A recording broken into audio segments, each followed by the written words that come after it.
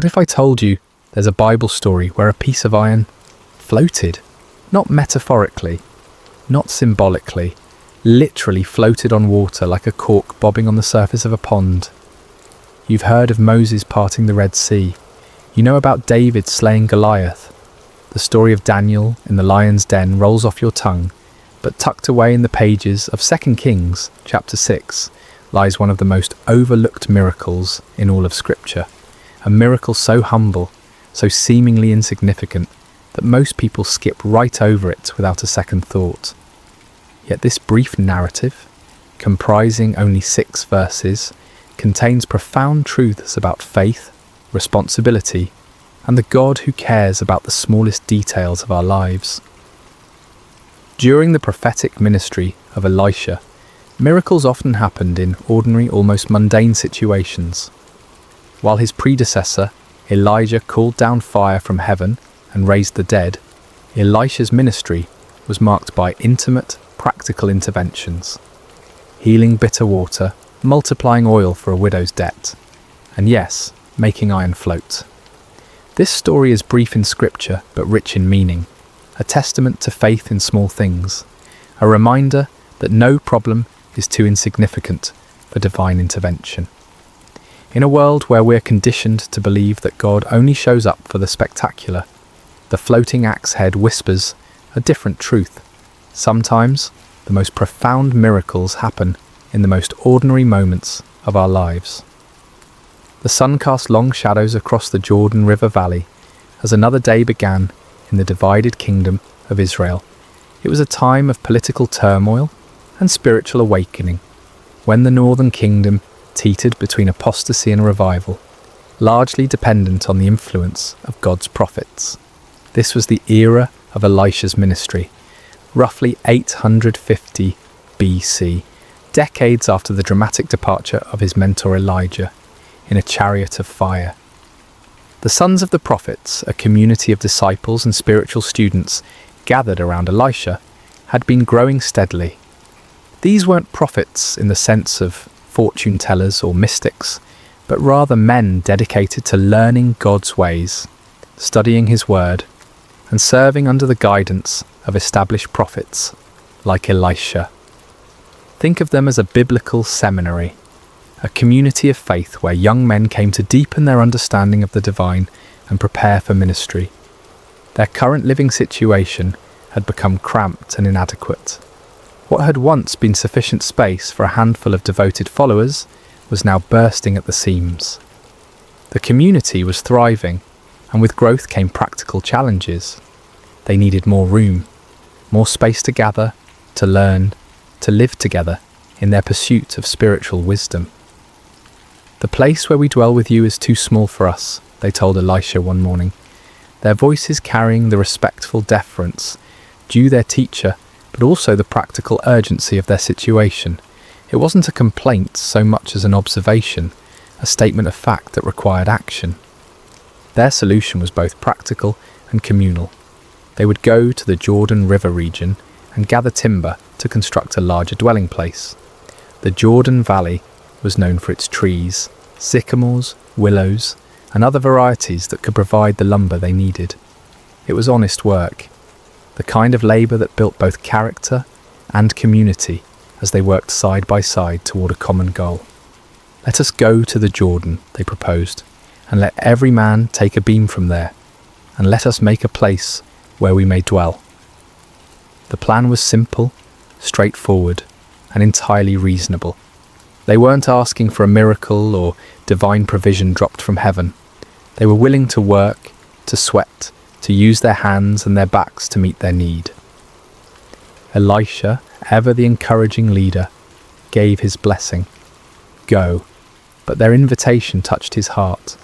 "Please consent to go with your servants." They wanted their teacher among them, not just giving permission but participating in their labour. And Elisha, who could have remained comfortably behind while his students did the hard work, responded with characteristic humility, "I will go." So the small company set out for the Jordan, tools in hand, ready to transform their vision into reality.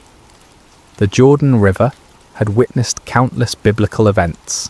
It was here that Joshua led the Israelites into the Promised Land, where the priest's feet touched the water and it parted just as the Red Sea had done for Moses. It was in these very waters that centuries later John the Baptist would immerse Jesus Christ himself. But on this particular day, there would be no grand procession, no miraculous river crossing, just a group of dedicated men heading to the riverside to cut timber, their hearts full of purpose and their hands ready for honest labour. The Jordan Valley stretched before them, its banks lined with the trees they needed, its waters flowing steadily toward the Dead Sea, carrying with it the silt and sediment of the highlands above. None of them could have imagined that before the day was through, these same waters would become the stage for a miracle that defied every law of physics they understood. The ordinary was about to become extraordinary, but for now it was simply another day of work in service to God and community. The work began in earnest as the sun climbed higher in the morning sky. The sounds of labour filled the Jordan Valley, the rhythmic thud of axes biting into wood, the crack and groan of falling timber, the calls of men coordinating their efforts. It was satisfying work, the kind that produces visible results and builds camaraderie among those who share the burden. Among the workers was a young man whose name history has forgotten, but whose predicament would echo through the ages. Unlike some of his fellow students who had brought their own tools, he had needed to borrow an axe for the day's work. In ancient Israel, this was no small matter. Iron tools were precious commodities, expensive and carefully maintained. They weren't mass-produced items you could easily replace if lost or damaged. The transition from the Bronze Age to the Iron Age had been gradual in Israel, and iron tools still represented significant investment. A good axe might cost several days' wages for an ordinary labourer. For a student prophet, likely supported by the generosity of others and focused on spiritual rather than material pursuits, such a tool was far beyond his means to purchase. Borrowing the axe wasn't just a casual favour between friends. It was a serious responsibility, a trust that carried moral and financial weight. The lender had placed confidence in this young man's character and ability to care for a valuable tool. To lose or damage it would bring not only financial burden, but also shame and damaged relationships within the community. The young man worked diligently, perhaps even more carefully than usual, acutely aware of the responsibility he carried. The axe felt good in his hands, well balanced, sharp, effective. Each swing brought down chips of wood as he worked to shape a beam for their new dwelling. The rhythm of the work was almost meditative. Lift, aim, strike, lift, aim, strike. Then it happened. Mid-swing, with no warning, the iron head of the axe flew off the handle. The wooden shaft, suddenly lightened, completed its arc uselessly through the air, while the heavy iron head traced a different trajectory entirely. Time seemed to slow as the young man watched in horror as the precious tool spun through the air and landed with a splash in the muddy waters of the Jordan. "Alas, my master, it was borrowed!" The cry escaped his lips before he could stop it, a wail of despair that carried all the weight of his predicament. This wasn't merely an inconvenience or a temporary setback. This was a crisis that threatened his integrity, his relationships, and his financial future. The Jordan River at this point wasn't like a clear mountain stream, where you might hope to spot a lost item on the bottom. Fed by tributaries from the hill country, it carried sediment and silt that made the water murky and opaque. The riverbed was soft mud, perfect for swallowing a heavy piece of iron and holding it fast.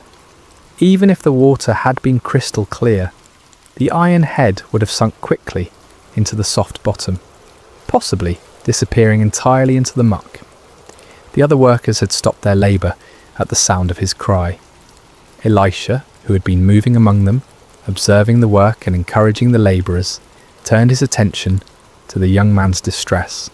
Here was a scene that any leader would recognise, a moment when accident and circumstance converge to create a problem that seems insurmountable. For the young man, the calculations were stark and frightening. How long would he need to work to earn enough to replace the axe? How could he face the man who had trusted him with this valuable tool? What would this mean for his standing in the community of prophets? The borrowed axe represented more than just iron and wood. It was a symbol of trust, responsibility, and his place in the community. The irony wasn't lost on anyone present. Here they were, working to build a place for spiritual learning and growth, and yet they faced an utterly practical, mundane problem. There was no theological complexity here, no deep spiritual mystery to unravel. Just a young man, a borrowed tool, and the murky waters of an ancient river. Standing there on the bank, staring at the spot where the ripples were already beginning to fade, the young man faced a moment that would test not only his faith, but his understanding of God's character. Was this the kind of problem that merited divine attention?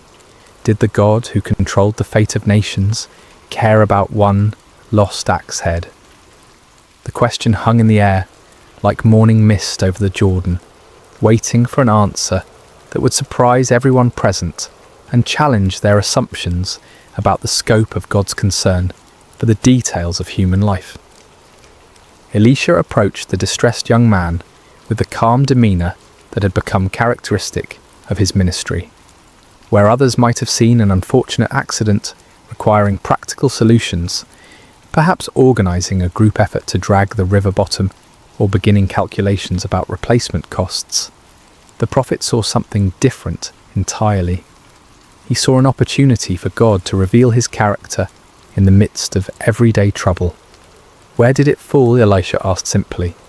There was no rebuke in his voice, no suggestion that the young man had been careless or irresponsible. Just a straightforward question seeking practical information. The prophet's tone carried neither judgment nor dismissal of the problem's seriousness. He understood the weight of borrowed responsibility and the genuine distress it caused when things went wrong. The young man pointed to the spot where the axe head had disappeared beneath the surface. By now, any ripples had long since faded, and the river flowed on as if nothing had happened. To everyone watching, it looked like any other section of the Jordan, muddy water flowing over an invisible bottom, carrying the same sediment and debris as every other part of the river. But Elisha saw it differently. In his spiritual vision, this wasn't just another spot in the river. It was a specific location where God could demonstrate his power and his care for individual needs. The prophet moved with purpose, scanning the riverbank until he found what he was looking for, a suitable piece of wood. What happened next would have seemed almost comical if it weren't so profound. Elisha cut a stick, nothing special, just an ordinary piece of wood from the riverside. He didn't select anything particularly impressive or perform any elaborate ritual over it. It was simply wood, the kind of material they had been working with all morning, as common and unremarkable as anything could be. Then, with the focused intent of someone who knew exactly what he was doing, Elisha threw the stick into the water at the exact spot the young man had indicated. To the observers, it must have seemed like an odd gesture, perhaps the first step in some complex retrieval process they didn't yet understand. But Elisha's action carried the quiet confidence of a man who had learned to cooperate with divine power in the most unexpected ways. What happened next violated every natural law the witnesses understood. The iron axe head, which should have been resting in the mud at the bottom of the river, began to rise. Not slowly, not gradually, but with the buoyant purpose of cork or wood designed to float. The heavy metal broke the surface of the water and bobbed there like a leaf, defying gravity, density, and everything they thought they knew about the natural world.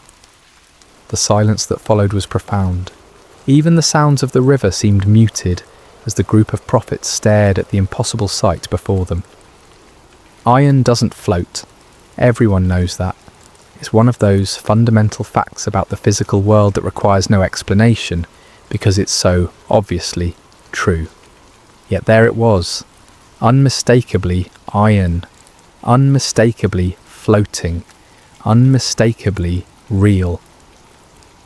Elisha's voice broke through their amazements with practical direction. Pick it up. There was no grand speech about the miracle they'd just witnessed, no theological explanation of what had occurred, no demand for praise or recognition, just simple, practical instruction to complete the restoration. The young man reached out, his hand probably trembling with a mixture of relief and awe, and lifted the iron axe head from the water. It was solid, real, unchanged, except for its brief defiance of natural law. The crisis was over. The debt was avoided. The trust was preserved. The borrowed tool was restored to its owner's care. But something much more significant than problem solving had just occurred. In those few moments beside the Jordan River, God had revealed something crucial about his character and his relationship with his people. This wasn't a miracle performed for crowds or kings. There were no political implications, no national consequences, no strategic advantages gained. This was simply God caring about one young man's distress over a borrowed tool. The miracle spoke to the heart of divine character, a God who notices when sparrows fall, who knows the number of hairs on each head, who cares about the details that seem insignificant to everyone else. The floating axe head declared that no genuine need is too small for divine attention, no honest trouble too mundane for miraculous intervention. As the young man hefted the restored tool, feeling its familiar weight and balance, the entire community of prophets had received a lesson they would never forget. They had come to the Jordan to cut timber for a building project. They were leaving with something far more valuable, a deeper understanding of the God they served and his intimate involvement in the practical details of their lives. The miracle of the floating axe head resonates through the centuries precisely because it speaks to truths that transcend its humble circumstances. In a world where we often compartmentalize the spiritual and the practical, this story demolishes the artificial barriers we create between sacred and secular concerns.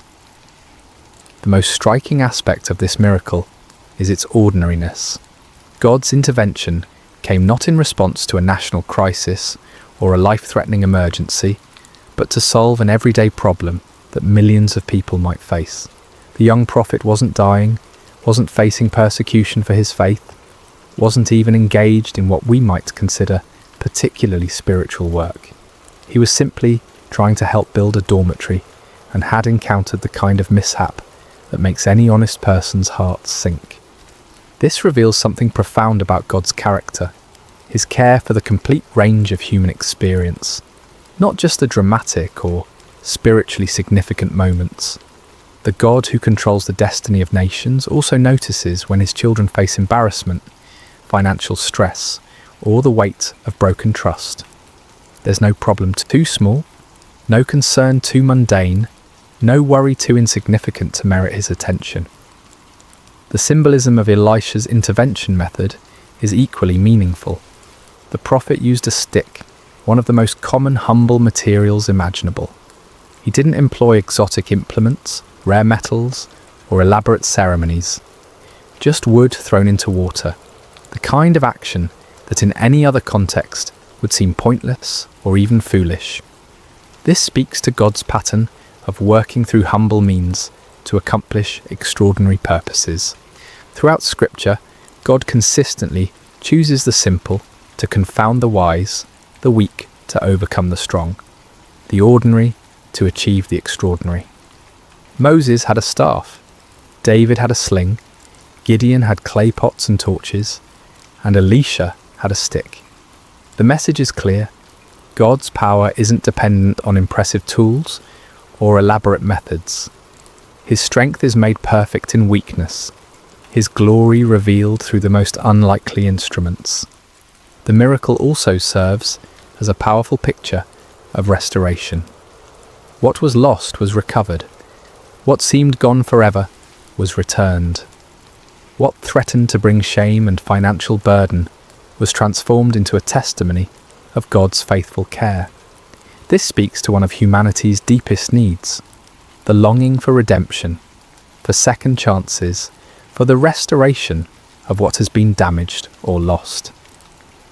In the broader context of human experience, we all have borrowed things that we've lost or damaged: trust, opportunities, relationships, innocence, time.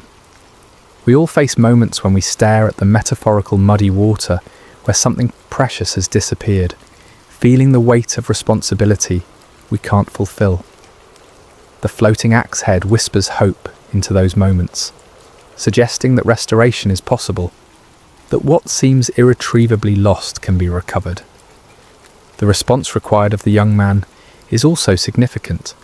When the miracle occurred, he still had to reach out and take the floating iron. God provided the supernatural intervention, but human cooperation was still necessary. The axe head floated, but it didn't jump back onto the handle by itself. This reflects the general pattern of divine-human cooperation throughout Scripture.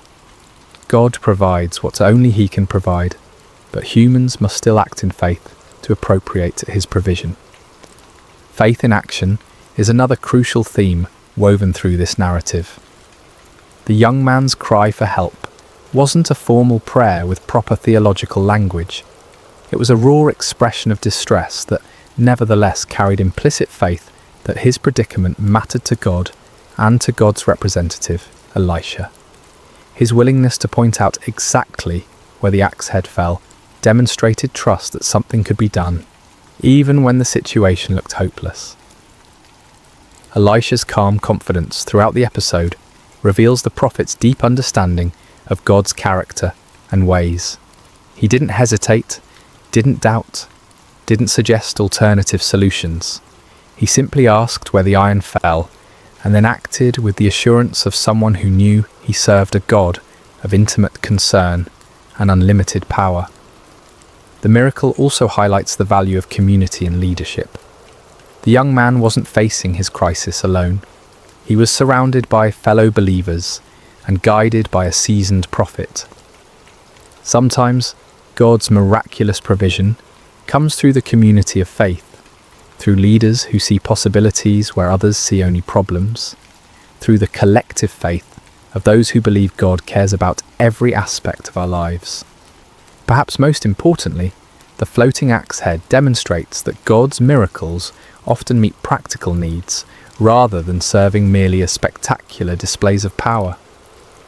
This wasn't a miracle performed to convince skeptics or to showcase divine ability.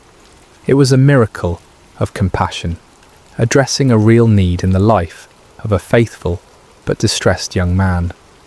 It suggests that many of God's interventions in our lives might be similarly practical and personal rather than dramatic and public.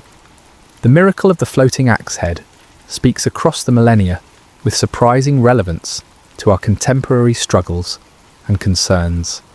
In our age of complex problems and global crises, this ancient story reminds us that faith begins with trusting God in the small things, the everyday challenges that rarely make headlines but profoundly impact our daily lives. The first and perhaps most important lesson concerns the scope of prayer and divine concern. How many times do we hesitate to bring our smaller problems to God because they seem insignificant compared to global suffering or major life crises? The floating axe head shatters this false hierarchy of divine attention. If God cares enough to make iron float for a borrowed tool, then no legitimate concern is too small for prayer. This doesn't trivialize prayer or reduce it to a cosmic vending machine for convenience. Rather, it reveals the intimate nature of our relationship with the divine. Just as loving parents care about both the major milestones and the minor disappointments in their children's lives, our Heavenly Father is interested in the full spectrum of our human experience. Financial stress, damaged relationships, professional setbacks, personal failures, all of these matter to God because they matter to us. The principle of integrity and accountability that runs through this story remains powerfully relevant in our modern context. The young prophet's distress wasn't primarily about losing money, it was about failing to fulfill his responsibility to someone who had trusted him. In a culture where personal accountability is often diminished and broken commitments are easily rationalized away, the ancient prophet's anguish over a borrowed tool offers a compelling counterexample. When we borrow, we incur genuine responsibility. When we make commitments, we create legitimate expectations in others.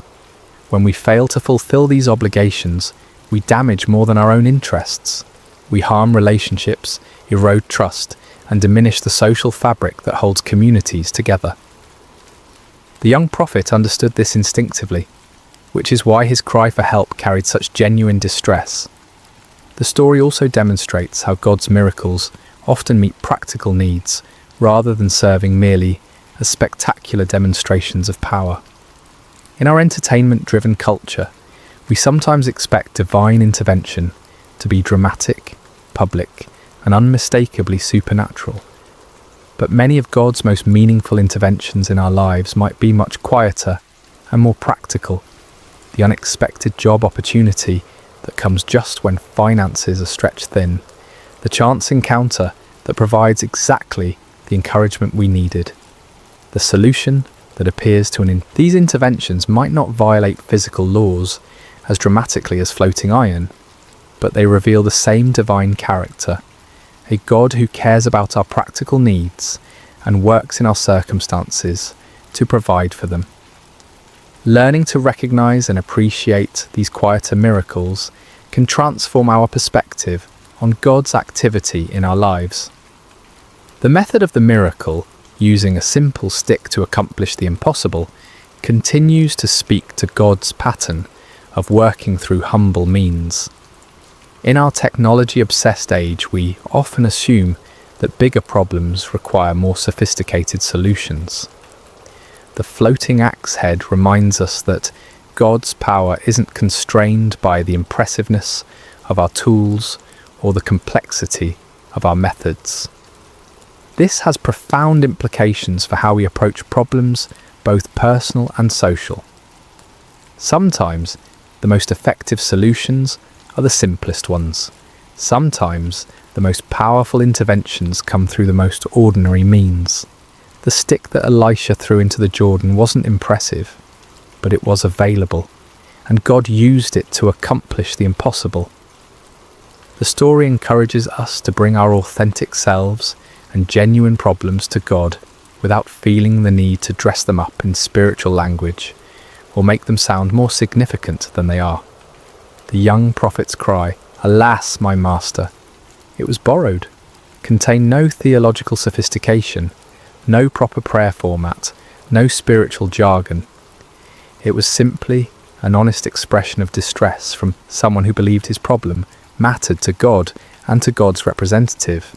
In our prayer lives, we sometimes feel pressure to make our requests sound sufficiently spiritual or theologically correct. The floating axe head suggests that God values authenticity over eloquence, genuine need over religious rhetoric. He understands our distress even when we can't articulate it perfectly, and he responds to the heart behind our words, rather than their theological precision. The communal aspect of the miracle also offers important insights for contemporary faith communities. The young prophet wasn't facing his crisis in isolation. He was surrounded by fellow believers and guided by experienced leadership. When problems arise, the community of faith should be a place where burdens are shared, wisdom is offered, and faith is strengthened through mutual support. Too often, we try to handle our difficulties alone, either from pride, embarrassment, or a mistaken belief that faith means never needing help. The sons of the prophets model a different approach, a community where needs could be expressed, help could be sought, and miracles could be witnessed together.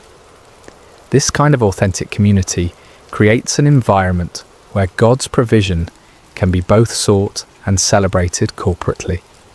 Finally, the story reminds us that faith often requires us to act even when we don't understand the mechanism of God's provision. The young man still had to reach out and pick up the floating iron. He couldn't fully comprehend how iron could float, but he could respond to the miracle by accepting what God had provided. In our lives, we frequently face situations where we must act on faith without complete understanding of how God will work out the details. The floating axe head encourages us to focus on obedience and trust rather than demanding comprehensive explanations before we're willing to move forward. Sometimes the miracle becomes visible only as we step out in faith to receive what God has already provided. As we close this exploration of one of Scripture's most overlooked miracles, it's worth reflecting on why such a seemingly small event earned its place in the biblical narrative.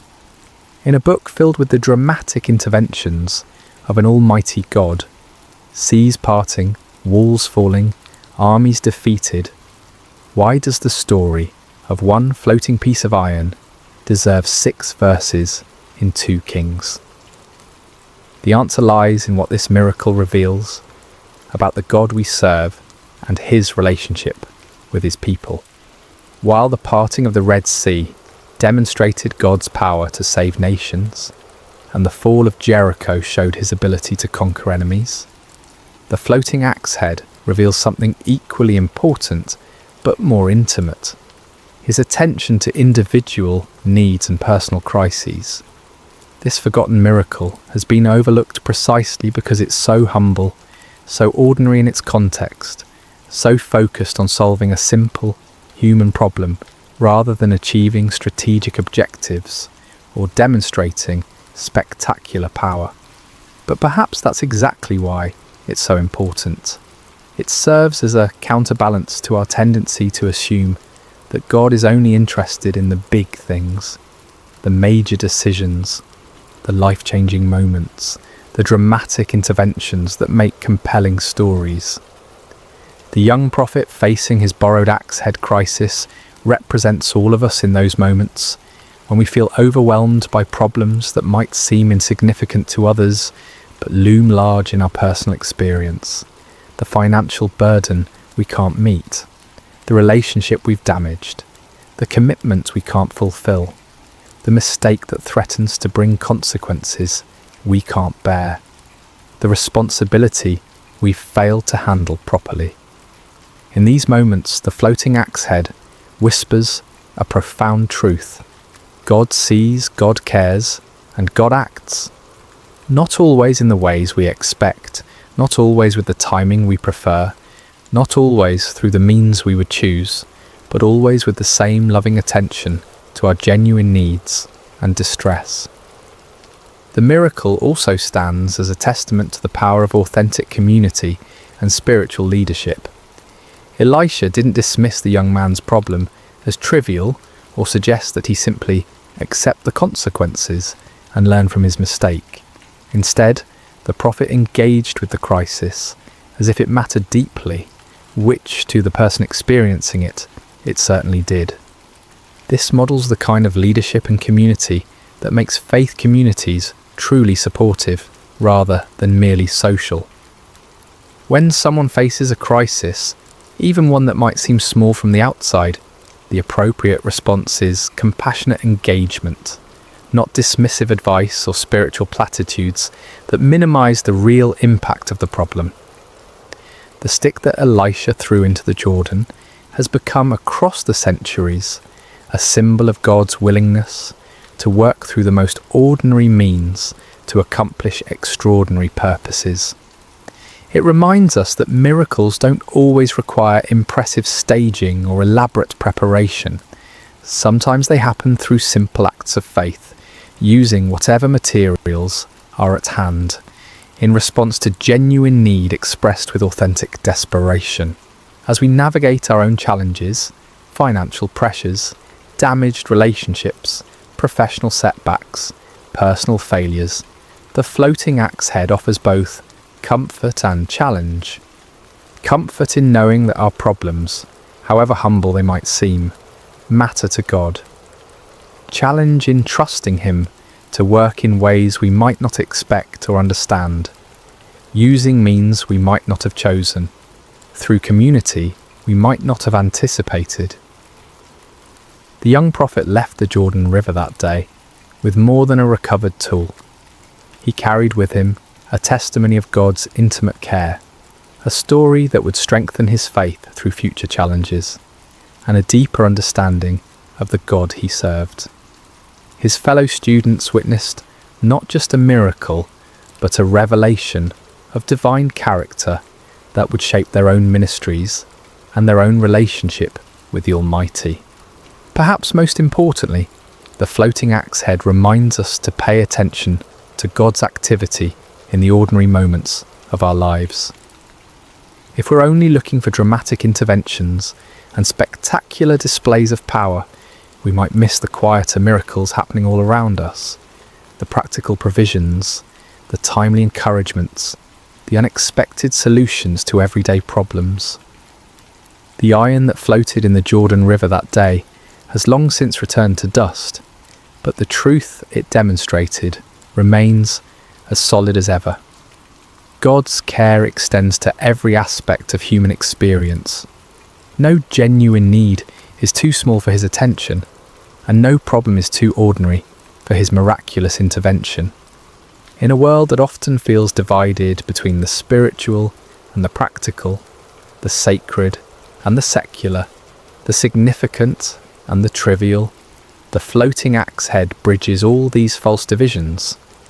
It declares that the God who spoke the universe into existence also cares when His children lose borrowed tools, face financial embarrassment, or struggle with the weight of unfulfilled responsibility.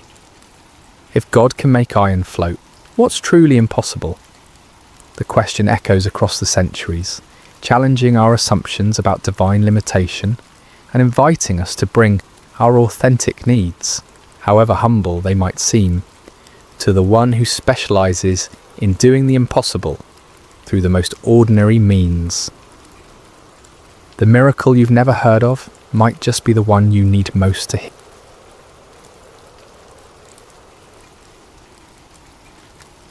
Hello, dear listener, and welcome to Sacred Slumber. Before we begin tonight's story, I'd love to know how your day has been. Whatever time it is where you are in the world, whether you're settling in for the evening or finding a quiet moment during your day, you're exactly where you need to be. We have listeners joining us from every corner of the globe, and it's beautiful to think that we're all connected through these ancient stories that continue to speak to our hearts today. If this story brings you peace and you'd like to hear more like it, please consider subscribing to Sacred Slumber. Now let us journey back over 3,000 years to a time when the hills of ancient Israel echoed with the cries of an oppressed people, and discover how God chose the most unlikely hero to deliver them.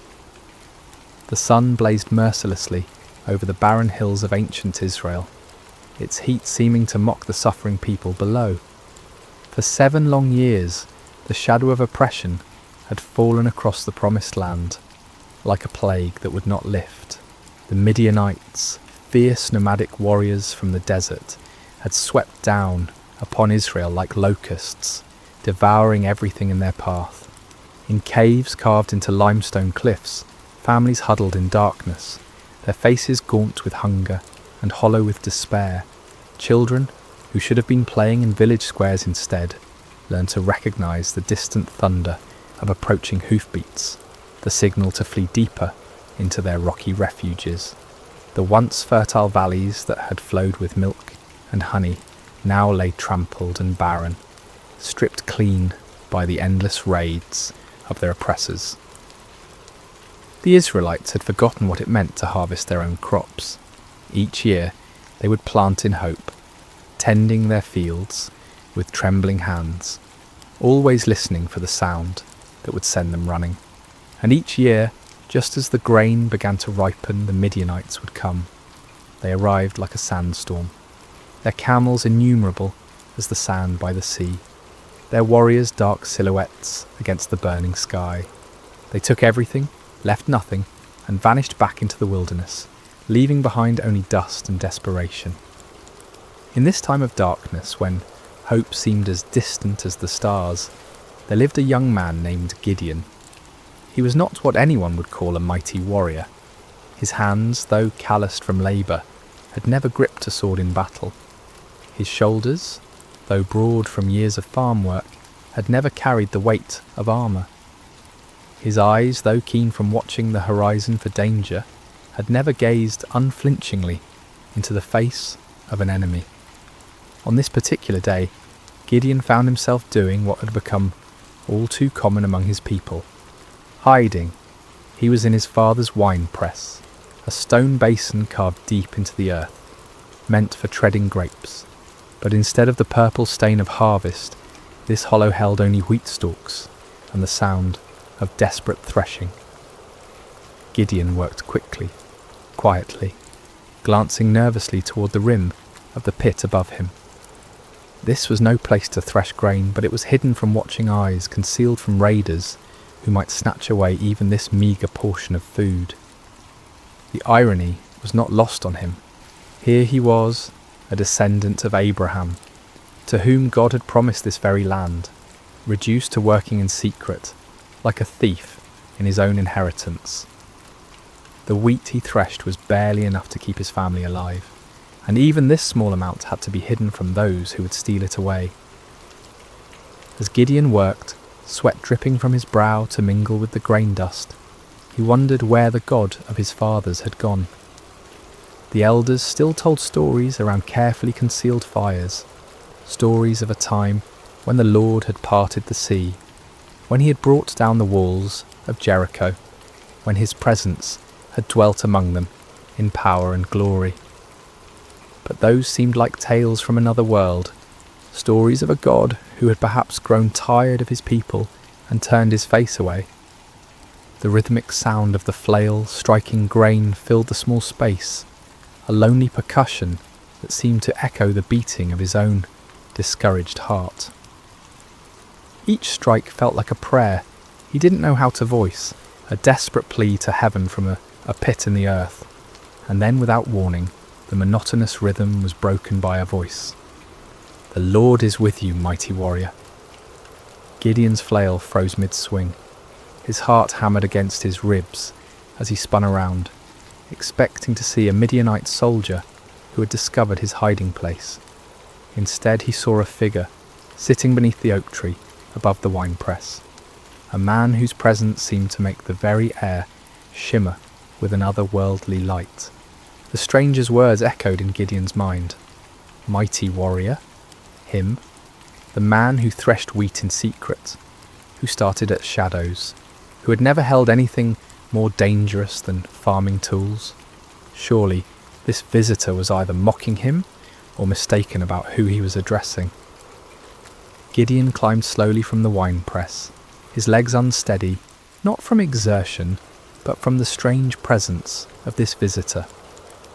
The man beneath the oak appeared ordinary enough, yet something in his bearing, something in the way the light seemed to gather around him, spoke of anything but ordinary humanity. "Pardon me, my lord," Gideon said, his voice betraying his confusion and fear.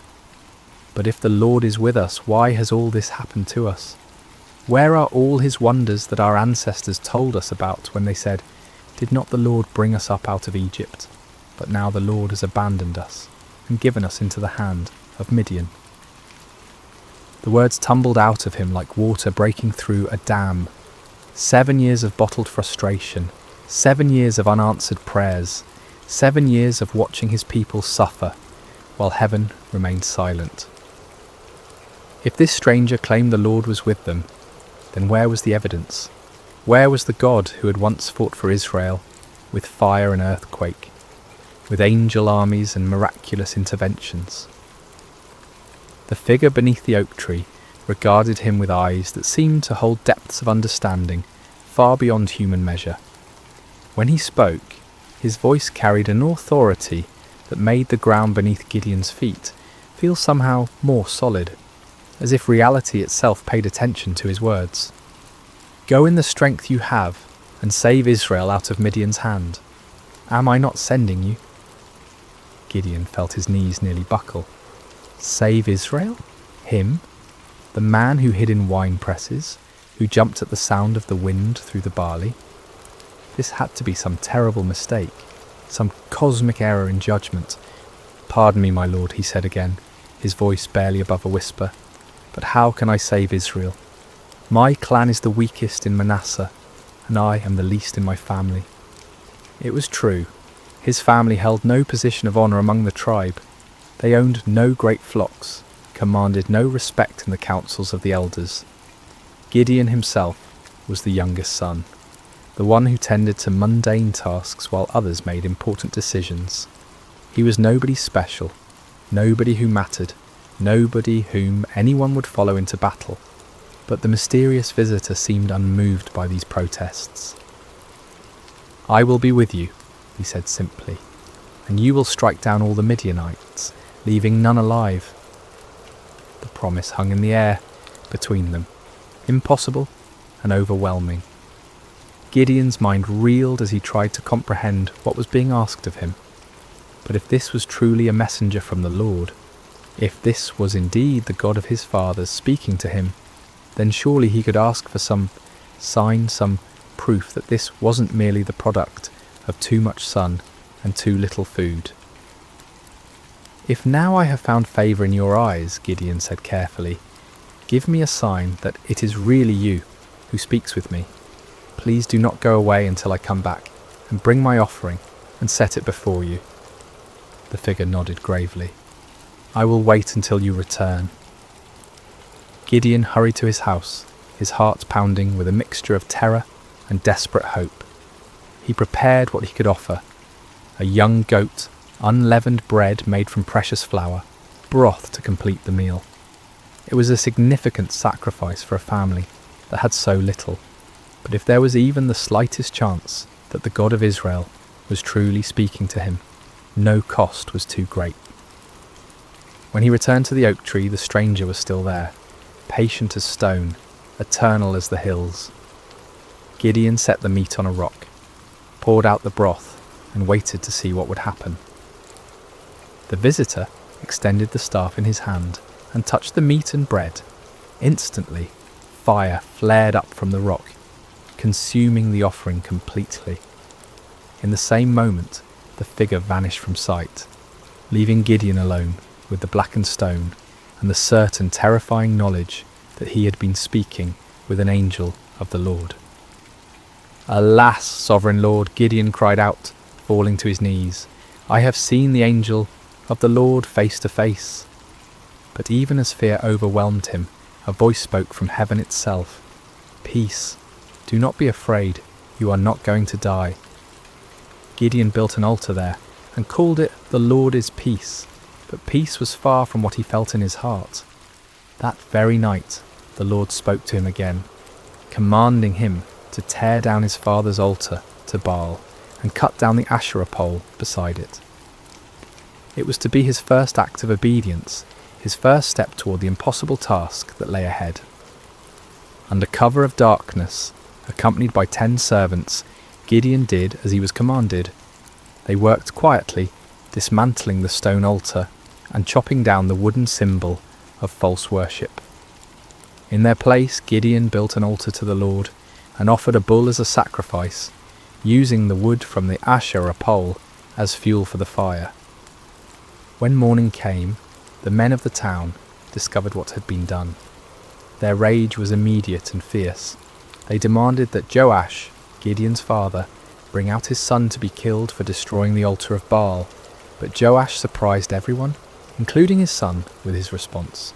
"Are you going to plead Baal's cause?" he asked the angry crowd. "If Baal really is a god, he can defend himself when someone breaks down his altar." From that day on, Gideon was called Jerub-Baal, meaning "let Baal contend with him."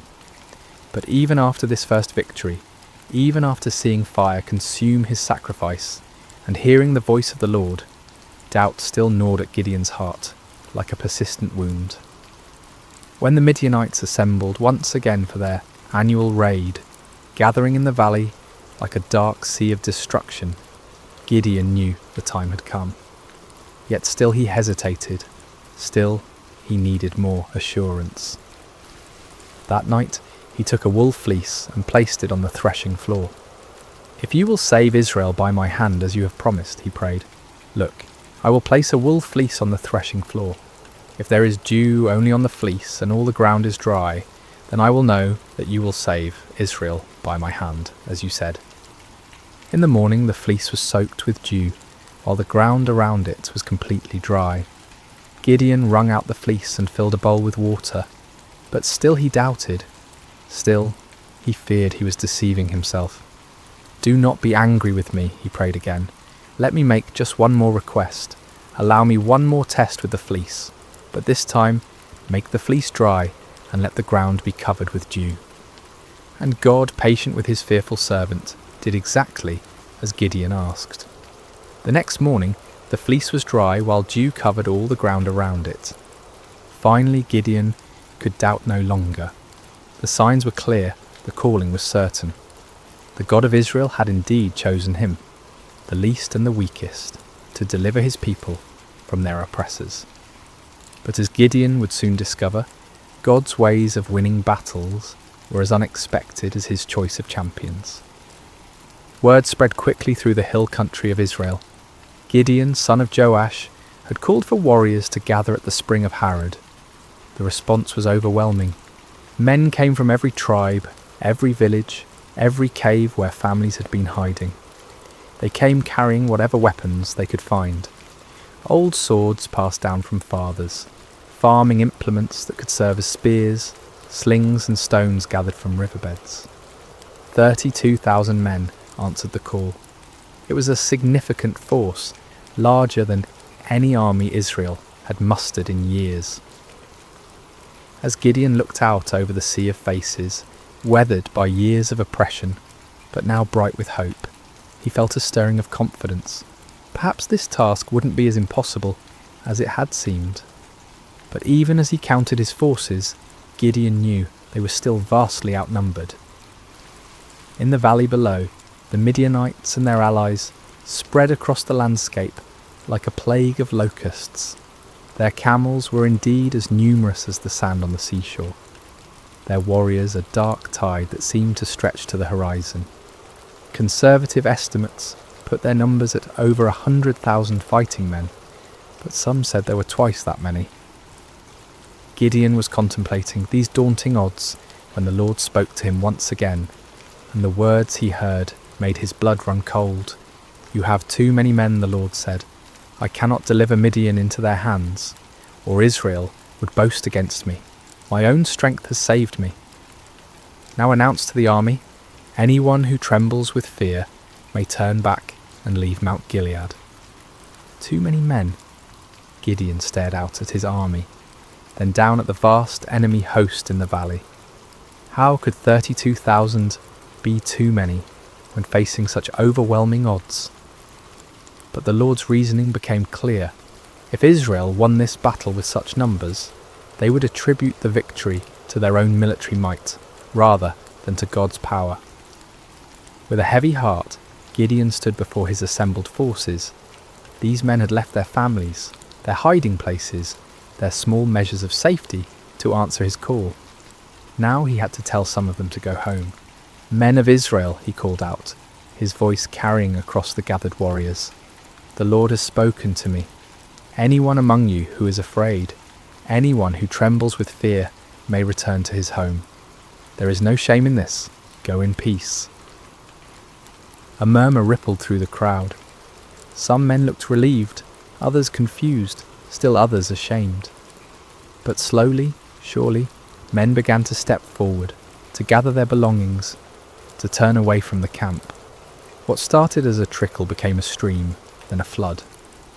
By evening, 22,000 men had departed for their homes, leaving only 10,000 behind. Gideon watched them go with a mixture of understanding and dread.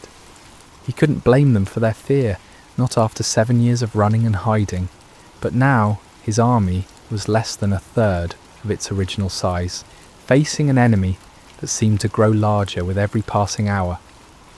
Surely now the Lord would be satisfied with the numbers. Surely now they could plan their attack, develop their strategy, prepare for battle. But as the sun set over the camp, painting the sky the colour of blood, the voice of the Lord came to Gideon once more. "There are still too many men," the Lord said. "Take them down to the water, and I will thin them out for you there." Gideon felt as if the ground was shifting beneath his feet. Still too many? 10,000 men were still too many to face 100,000? What kind of battle was the Lord planning? The next morning Gideon led his remaining men down to the spring of Harod. The water was clear and cold, bubbling up from underground sources that had never failed, even in the driest years. The men were thirsty from the march and eager to drink. Separate those who lapped the water with their tongues, as a dog laps from those who kneel down to drink, the Lord instructed. Gideon watched carefully as his men approached the water. Most of them, weary and relieved to finally rest, knelt down and put their faces directly to the stream, drinking deeply. But a few, perhaps more cautious or alert, cupped water in their hands and lapped it quickly while keeping their eyes up, watching for danger. When the test was complete, Gideon counted with growing amazement and terror. Only 300 men had lapped the water like dogs. 300 out of 10,000. 300 to face the multitudes of Midian. "With the 300 men that lapped I will save you and give the Midianites into your hands," the Lord said. "Let all the others return home." The dismissal of the remaining 9,700 men was even more painful than the first reduction. These were the men who had stayed when others fled, who had shown courage and commitment. Yet now they too had to be sent away, carrying with them the supplies and provisions that would have sustained a larger force. As evening fell over the camp, Gideon found himself staring at his tiny army. 300 men sat around small fires, their faces illuminated by flickering flames. Some sharpened weapons, others mended gear, still others simply stared into the darkness where their enemies waited. They were farmers and shepherds, craftsmen and traders. None of them were professional soldiers. None of them had trained for this kind of warfare. Gideon walked among them, listening to their quiet conversations. Some spoke of their families, wondering if they would ever see their wives and children again. Others talked about the enemy, speculating about Midianite tactics and weapons. A few prayed quietly, their voices barely audible above the crackling of the fires. "Do you think we can win?" one young man asked his companion, his voice carrying the weight of doubt that Gideon felt in his own heart. "With God's help," came the reply, but even that voice held uncertainty. As Gideon continued his circuit of the camp, he felt the familiar weight of fear settling on his shoulders like a heavy cloak. 300 men. It was impossible. It was madness. It was a recipe for massacre, not victory. But even as doubt assailed him, Gideon remembered the fire that had consumed his sacrifice, the signs with the fleece, the voice that had called him mighty warrior when he was anything but mighty. The God who had chosen him, who had reduced his army to an impossibly small number, was the same God who had parted the Red Sea, who had brought down the walls of Jericho with trumpets and shouts. Still, as he looked out toward the valley, where enemy campfires twinkled like stars fallen to earth, Gideon found himself struggling with the same fears that had driven him to test God with fleeces. The odds were beyond daunting. They were simply impossible. But perhaps, he thought with growing understanding, that was exactly the point. Sleep eluded Gideon that night. He tossed on his simple bedroll, listening to the sounds of his small army around him. Some of the men snored peacefully, displaying a faith or fatalism that he envied. Others, like himself, shifted restlessly, no doubt contemplating the impossibility of what lay ahead. As the night deepened, the Lord spoke to him once more. "Get up, go down against the camp, because I am going to give it into your hands. If you are afraid to attack, go down to the camp with your servant Purah and listen to what they are saying. Afterward, you will be encouraged to attack the camp." The Lord knew him well, Gideon realised. He was indeed afraid, terrified beyond measure. The offer to scout the enemy camp was exactly what his anxious heart needed. Taking his servant Purah, a young man who had served his family faithfully for years, Gideon crept away from the Israeli camp under cover of darkness. The descent into the valley was treacherous in the darkness. They picked their way carefully between rocks and thorny bushes, each step taking them closer to the vast enemy encampment. As they drew near, the sheer scale of the Midianite army became even more overwhelming. Their campfires stretched as far as the eye could see in every direction, creating a galaxy of light in the darkness of the valley floor. The smell hit them first, thousands of camels, horses and men, creating a pungent mixture that hung heavy in the still night air. Then came the sounds, snoring, quiet conversations, the shuffling of animals, the occasional clank of weapons or armour. It was like approaching a vast, slumbering beast that could wake at any moment and devour them. Gideon and Purah crept to the edge of the camp, staying low among the rocks and scrub brush that dotted the valley floor. The nearest tents were only a few dozen yards away, their dark silhouettes outlined against the glow of dying fires. Guards moved slowly through the camp, but their attention was focused inward, watching for disturbances among their own people rather than looking outward for threats. As they settled into their hiding place, Gideon heard voices from a nearby tent. Two men were talking in low tones, their conversation carrying clearly in the still night air. "I had the most disturbing dream," one man was saying. "I dreamed that a round loaf of barley bread came tumbling into the Midianite camp. It struck the tent with such force that the tent overturned and collapsed." His companion was quiet for a moment before responding, and when he did, his voice was heavy with foreboding. "This can be nothing other than the sword of Gideon, son of Joash, the Israelite. God has given the Midianites and the whole camp into his hands." Gideon felt as if lightning had struck him. Here in the heart of the enemy camp, these soldiers were talking about him, about his victory, about their own defeat. The dream was clearly a sign from God. A simple barley loaf, representing humble Israel, would overturn the mighty tent of Midian. He grasped Purah's arm, and together they crept back through the darkness, toward their own camp. But now the impossible seemed possible. Now the 300 seemed not like a pitifully small force, but like the perfect instrument of God's power. The enemy was already defeated in their hearts. All that remained was to make that defeat a reality. Back in the camp, Gideon woke his sleeping warriors. "Get up," he whispered urgently. "The Lord has given the Midianite camp into your hands." The men rose quickly, gathering around their commander in the darkness. Gideon's voice was transformed, no longer tentative and fearful, but filled with supernatural confidence. "Listen carefully," he said. "We will divide into 3 companies of 100 men each. I will give each of you a trumpet and an empty jar with a torch inside it. Watch me and do exactly what I do. When I and all who are with me blow our trumpets, then you blow your trumpets all around the camp and shout, 'For the Lord and for Gideon.'" The plan was unlike anything any of them had ever heard of. No swords, no spears, no conventional weapons at all. Just trumpets, empty pottery jars and torches. It seemed almost like madness, but there was something in Gideon's voice, something in his bearing, that convinced them this was indeed the Lord's strategy. The men moved quickly and quietly to gather the supplies they would need. Clay jars were found and emptied.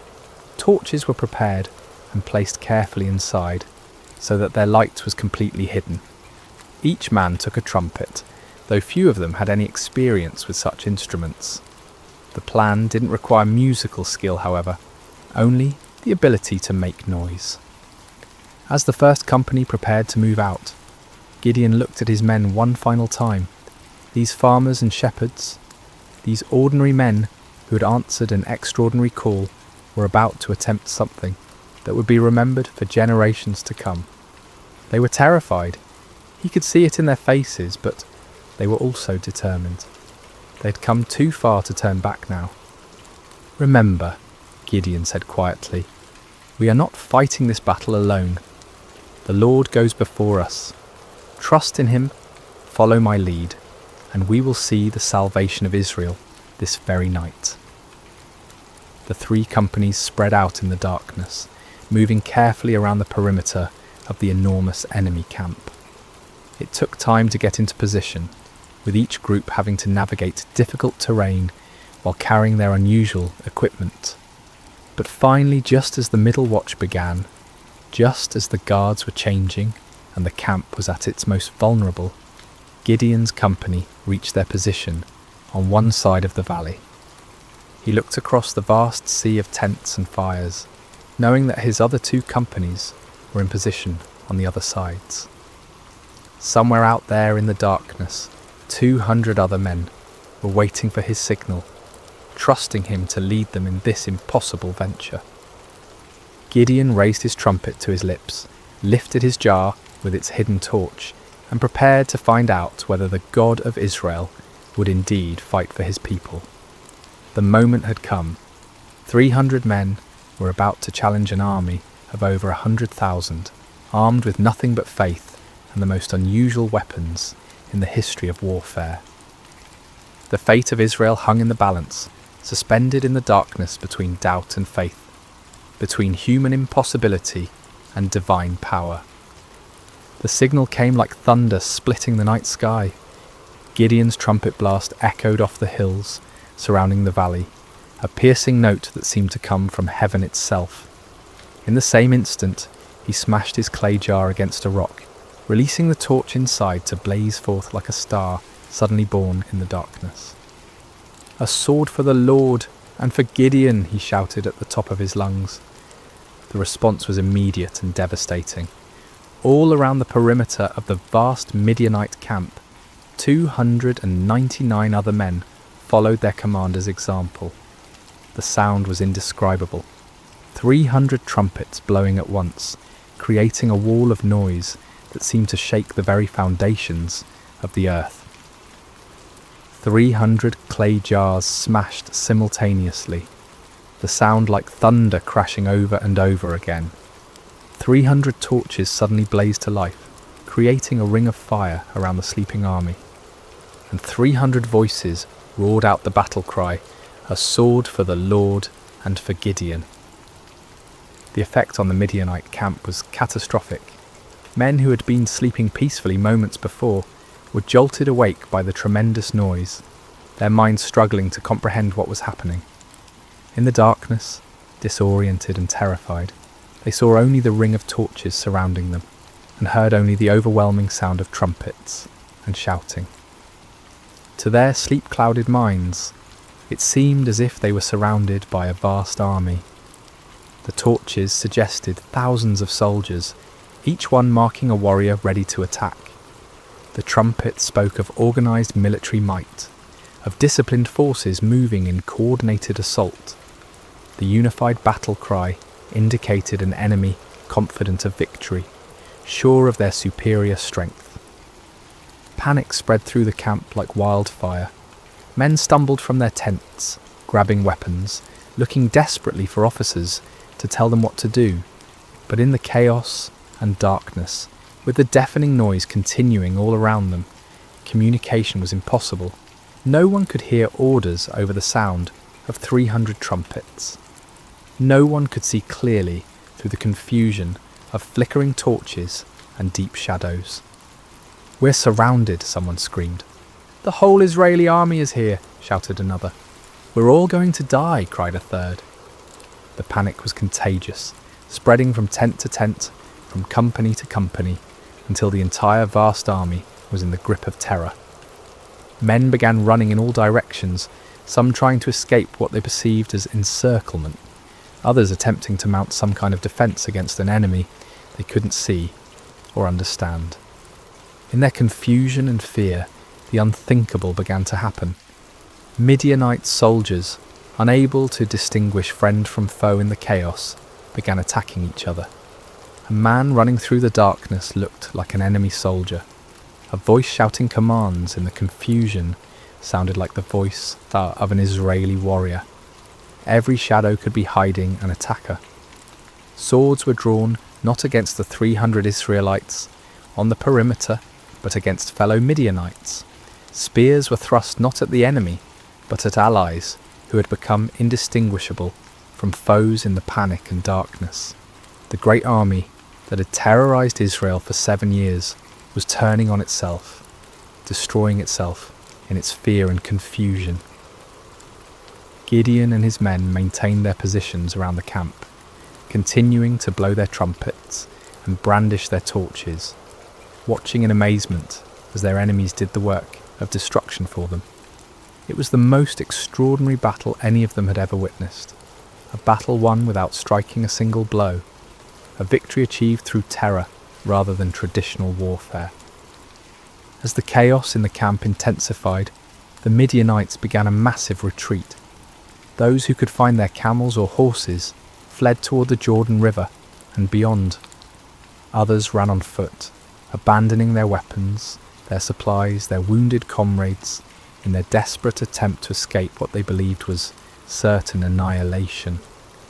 But Gideon was not content to simply watch his enemies flee. As the first light of dawn began to creep over the eastern hills, he sent messengers throughout the hill country of Israel, calling on his countrymen to join the pursuit. "Come down against the Midianites," the messengers proclaimed, "and seize the waters of the Jordan ahead of them as far as Beth-barah." The response was immediate and enthusiastic. Men who had been hiding in caves for 7 years suddenly found themselves called to active pursuit of their oppressors. They came streaming down from the hills, like water released from a dam, energized by the news that the mighty Midianite army was in full retreat. The men of Ephraim were particularly effective, seizing the fords of the Jordan River and trapping many of the fleeing enemy forces. They captured and killed Oreb and Zeb, 2 of the Midianite leaders, bringing their heads to Gideon as proof of their victory. Meanwhile, Gideon and his original 300 men continued the pursuit of the main enemy force. They crossed the Jordan River, following the fleeing armies eastward into the desert. Despite their exhaustion, despite having had no sleep and little food, they pressed on relentlessly. The psychological impact of the night's events had completely broken the spirit of the Midianite alliance. Armies that had seemed invincible just hours before were now scattered bands of demoralized fugitives. The camels that had been as numerous as sand by the seashore were now obstacles to rapid flight rather than instruments of swift attack. Gideon's small force continued to grow as more Israelites joined the pursuit. Men from Naphtali, Asher, and all of Manasseh took up arms and chased the fleeing enemy. What had begun as an impossible battle for 300 men had become a nationwide uprising, a complete reversal of 7 years of oppression. The fleeing Midianites tried to regroup at Succoth and Penuel, but the local officials, perhaps fearing retaliation, refused to provide them with food or assistance. Gideon's pursuit was relentless, driving them ever deeper into the wilderness, further from their base of operations, further from any hope of mounting a counterattack. Finally, in the desert east of the Jordan, Gideon caught up with the remnants of the great army. Zebah and Zalmunna, the 2 kings of Midian, were there with about 15,000 men, all that was left of an army that had once numbered over 100,000. Even this reduced force vastly outnumbered Gideon's 300, but their spirit was completely broken. The final battle was swift and decisive. The Midianite army, already demoralized and exhausted, offered little resistance. Zebah and Zalmunna were captured alive, bringing to an end the 7-year reign of terror that had plagued Israel. As the sun set on that remarkable day, Gideon found himself looking out over a battlefield strewn with the evidence of complete victory. The mighty army that had seemed invincible just 24 hours earlier was destroyed. The kings who had terrorized his people were prisoners. The oppression that had driven Israel into caves and hiding places was broken forever. It had all begun with 300 men, 300 trumpets, 300 torches, and faith in a God who specializes in impossible victories. The journey back to Israel was unlike anything the land had seen in generations. What had begun as a desperate flight by 300 terrified farmers had become a triumphant procession that seemed to grow with every mile. Men emerged from caves and hidden places, women came out of their refuges, children ran alongside the returning heroes. The roads that had been empty for 7 years, too dangerous for normal travel, were now filled with celebration. Gideon rode at the head of the procession, the captured kings Zebah and Zalmunna walking in chains behind him. The sight of these once mighty rulers, who had struck terror into Israelite hearts for so long, now humbled and defeated, was almost too wonderful to believe. People lined the roads just to see them, to confirm with their own eyes that the nightmare was truly over. As they passed through villages and towns that had been ghost settlements just days before, people poured out of their houses with tears of joy streaming down their faces. Children, who had never known anything but hiding and fear, looked with wonder at the defeated enemy kings. Elderly men and women who remembered the time before the oppression began whispered prayers of thanksgiving to the God who had delivered them. The celebration that erupted across Israel was spontaneous and overwhelming. In every settlement, people brought out whatever food they had hidden away and shared it freely. Wine that had been buried for safekeeping was uncorked and passed around. Songs that had been silenced for 7 years rang out again from hilltops and valleys. But perhaps the most remarkable aspect of the victory was how complete it had been. The Midianite power was not just temporarily broken, but utterly destroyed. Their military organisation was shattered, their leadership eliminated, their will to fight completely crushed. Never again would they be able to mount the kind of massive raids that had devastated Israel year after year. The psychological impact was equally profound. For 7 years, the Israelites had seen themselves as victims, as weak and helpless prey for stronger predators. Now they had witnessed their God fighting for them in the most dramatic way imaginable. The story of the 300 and their trumpets would be told and retold around campfires for generations to come. A permanent reminder that no enemy is too strong when the Lord chooses to fight for his people. When Gideon finally reached his homeland, representatives from all the tribes of Israel came to meet him. They came with a proposal that on the surface seemed like the natural conclusion to his remarkable victory. "Rule over us," they said, their voices filled with genuine admiration and gratitude. "You, your son, and your grandson, because you have saved us from the hand of Midian." It was an offer of kingship, of dynastic rule that would establish Gideon's family as the permanent rulers of Israel. After centuries of loose tribal confederation, of judges who arose in times of crisis only to fade from prominence when the emergency passed, the people were ready for something more permanent, more stable, and who better to serve as their king than the man who had delivered them from their greatest enemy? The offer was tempting beyond measure. Gideon had gone from threshing wheat in secret to being offered the crown of all Israel. The boy who had hidden in wine presses, was being invited to sit on a throne. The man who had doubted his own worth was being told that he was worthy to found a royal dynasty. But Gideon's response revealed the depth of his spiritual growth during this incredible journey. The fearful farmer, who had needed multiple signs and confirmations, had become a man who understood something fundamental about the nature of God's kingdom. "I will not rule over you," he declared firmly, "nor will my son rule over you. The Lord will rule over you." It was a profound statement of faith and wisdom. Gideon recognized that Israel's true king was the Lord himself, and that any human ruler would be merely a steward of God's authority. He had learned through his own experience that victory came not through human strength or wisdom, but through complete dependence on divine power. To accept a crown now would be to claim credit for what God alone had accomplished. The people were disappointed but not surprised. They had seen enough of Gideon's character to understand that he was not motivated by personal ambition.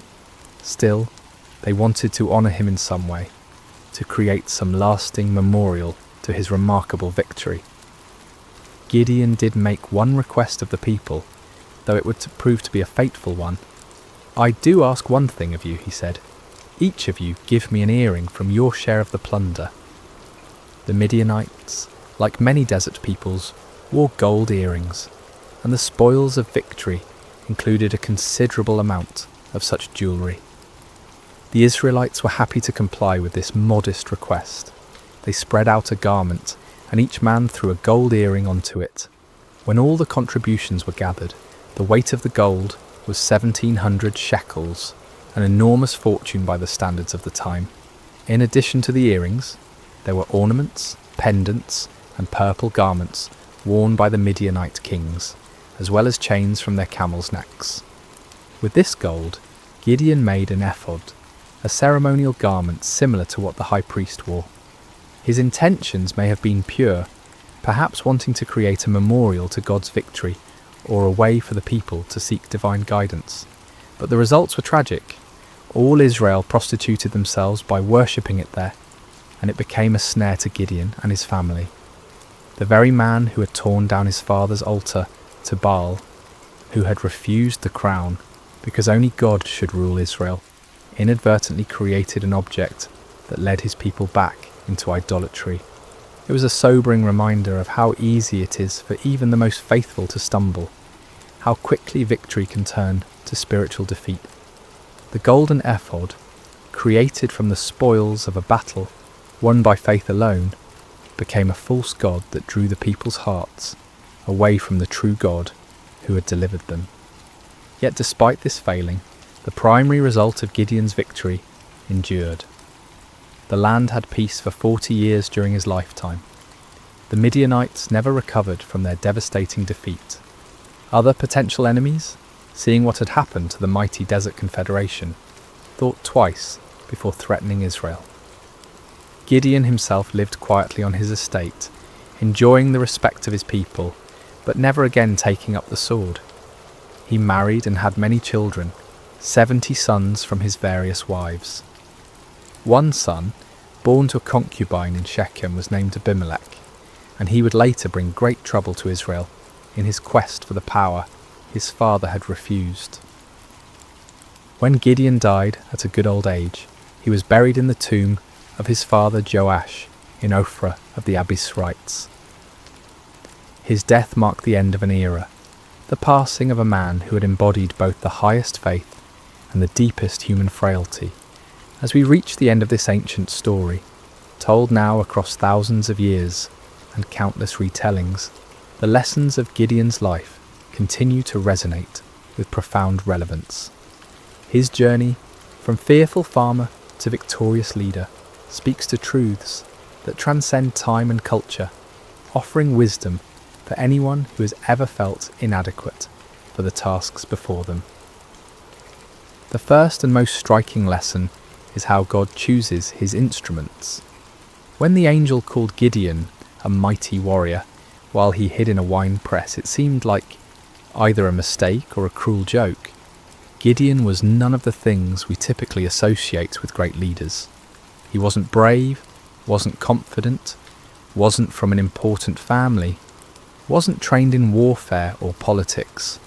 By every human measure, he was spectacularly unqualified for the task ahead. Yet this was precisely why God chose him.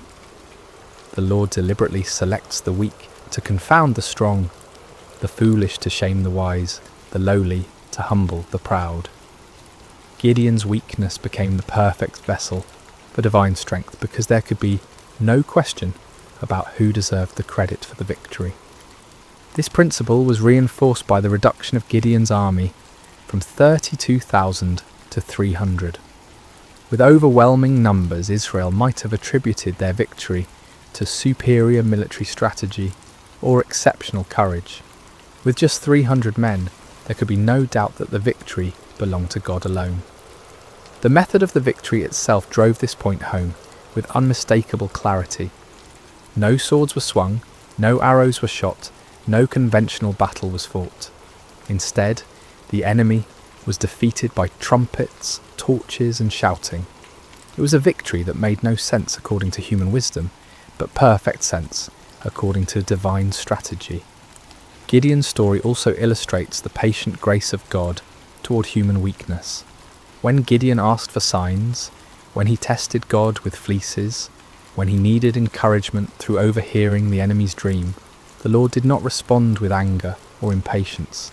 Instead, he provided exactly what his frightened servant needed to move forward in faith. This divine patience extends to our failures as well as our fears.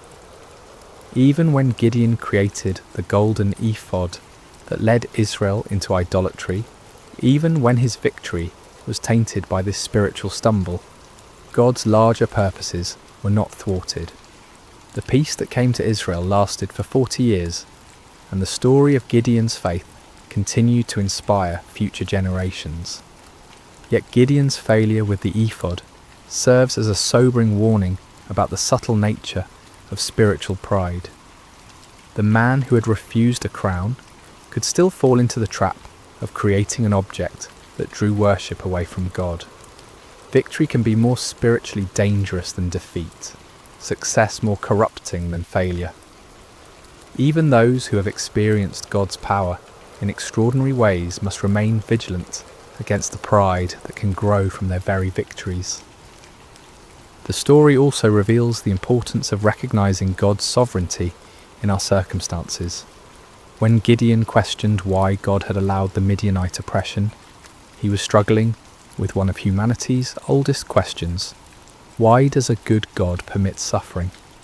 The answer that emerges from his story is not a theological explanation, but a practical demonstration.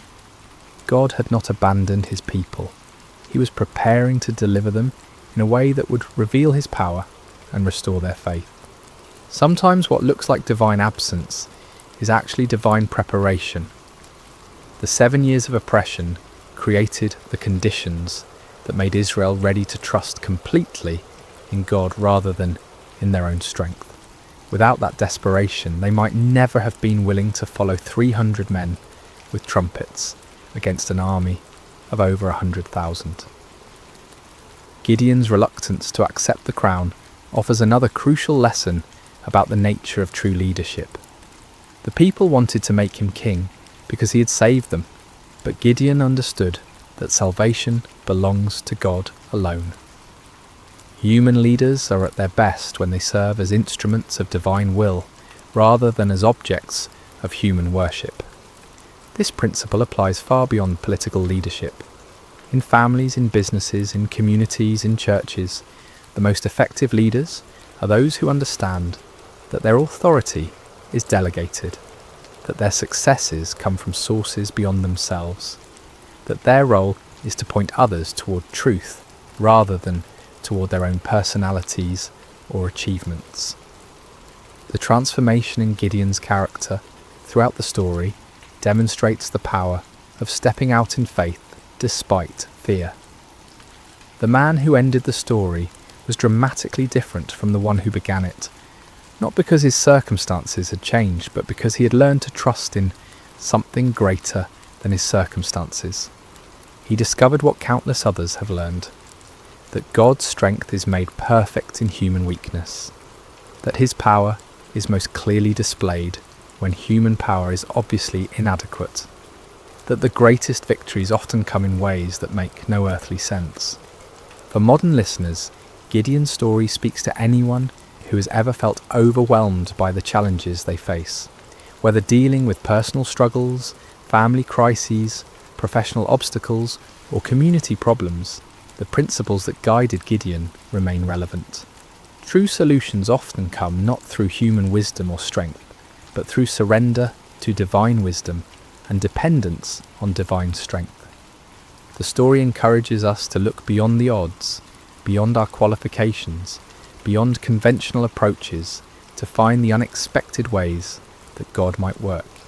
It reminds us that he specializes in impossible situations, that he delights in using unlikely people, that he often works in ways that confound human expectations. At the same time, Gideon's story warns us about the ongoing nature of spiritual vigilance. Victory is not a destination, but a stepping stone. Success is not an end, but a beginning. Even those who have experienced God's power in remarkable ways must continue to guard their hearts against pride, idolatry, and spiritual complacency. The golden ephod that became a snare to Gideon serves as a perpetual reminder that our greatest spiritual dangers often arise not from our failures, but from our successes, not from our weaknesses, but from our strengths, not from what we lack, but from what we have achieved. As we close this ancient tale, we're reminded that Gideon's story is ultimately not about Gideon at all. It's about a God who sees potential where others see only weakness, who creates strength from surrender, who wins victories through the most unlikely means. It's about divine love that persists through human doubt, divine patience that endures human testing, divine power that works through human frailty. The trumpets that shattered the midnight silence in that valley so long ago continue to echo through the centuries, calling each generation to trust in something greater than themselves, to step forward in faith despite their fears, to discover that the God who delivered Israel through 300 men with torches is still in the business of impossible victories. In our own valleys of challenge and oppression, surrounded by enemies that seem too numerous to count, facing odds that appear insurmountable, Gideon's story whispers the same truth that changed a fearful farmer into a mighty warrior. The Lord is with you, and in him even the weakest can become strong. Even the smallest can achieve great things. Even the most unlikely can be used for extraordinary purposes. The battle belongs to the Lord, and in him, victory is always possible. And so we end where we began, with a simple truth that transcends time and circumstance. When God chooses to fight for his people, no enemy can stand, no odds are too great, and no victory is impossible. The story of Gideon continues to unfold in every generation, in every heart that learns to trust, not in human strength, but in divine power, not in earthly wisdom, but in heavenly guidance, not in what we can see, but in what God can do. May this ancient story find new life in modern hearts. May its lessons take root in contemporary soil, and may its timeless truths continue to inspire faith, courage, and hope in all who hear it. For the God who called Gideon from his hiding place continues to call ordinary people to extraordinary purposes, continues to choose the weak to confound the strong, and continues to win impossible victories through the most unlikely means. The story of Gideon is, in the end, the story of all who learn to trust in something greater than themselves. It is the story of divine love that never gives up, divine power that never fails, and divine grace that transforms fearful hiding into mighty victory. This has been the story of Gideon and the battle against Midian, shared with you tonight through sacred slumber. May it bring you peace, may it strengthen your faith, and may it remind you that no challenge is too great when faced with divine help. Sleep well, dear listener, and may your dreams be filled with the trumpets of victory and the light of hope that never dies. Hello, friends, and welcome to Sacred Slumber. I hope your day has been filled with blessings, no matter what time you're joining us or where you are in this beautiful world. Before we begin tonight's journey into the remarkable story of Gideon, I want to invite you to subscribe to Sacred Slumber so you never miss these powerful biblical narratives that can transform your heart and strengthen your faith. Now let's settle in as we explore one of the most extraordinary accounts of courage, faith and divine intervention in all of Scripture. The sun hung low over the hills of Israel, casting long shadows across a land that had once flowed with milk and honey. But those days seemed like distant memories now. The once prosperous nation had fallen into chaos, its people scattered and hiding like frightened animals. For 7 long years, the Midianites had swept down upon Israel like locusts, devouring everything in their path. Picture, if you will, the terror that gripped every village and farmstead. Families would wake each morning not knowing if this would be the day the raiders would come. Fathers would venture out to check their crops, only to find them trampled and stolen. Children would be hushed to silence at the first sound of hoofbeats on the horizon. The very air seemed thick with fear and desperation. The Midianites, along with their allies, the Amalekites, and other eastern peoples, had turned the conquest of Israel into an annual ritual.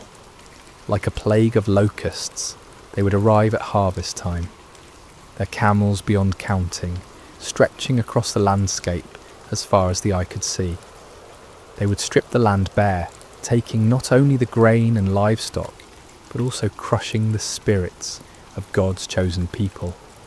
Farmers had abandoned their fields, choosing instead to hide in mountain caves and underground chambers. The marketplaces that once bustled with commerce now stood empty and silent. What should have been a time of celebration and thanksgiving for the harvest had become a season of dread and starvation. Israel's cities, once proud and strong, had crumbled into mere shadows of their former glory. The walls that should have protected the people lay in ruins, and the gates that once welcomed travellers now hung broken on their hinges. It was as if the very blessing of God had departed from the land, leaving behind only sorrow and defeat. In this atmosphere of despair, mothers would gather their children close and whisper the old stories of how God had delivered their ancestors from Egypt, how he had parted the Red Sea and given them victory over mighty enemies. But those stories seemed like fairy tales now, beautiful but impossible dreams from a time when God still cared about his people. The elders of Israel shook their heads in bewilderment. Where was the God of Abraham, Isaac and Jacob? Where was the mighty deliverer who had once fought for them? Had he forgotten his covenant? Had he abandoned them to their enemies forever? It was into this world of darkness and desperation that our story begins, in the small town of Ophrah, where a young man named Gideon was about to discover that God had not forgotten his people, after all. But Gideon, like so many others, had lost hope. He had watched his family's livelihood disappear year after year, and he had grown tired of empty promises and unanswered prayers.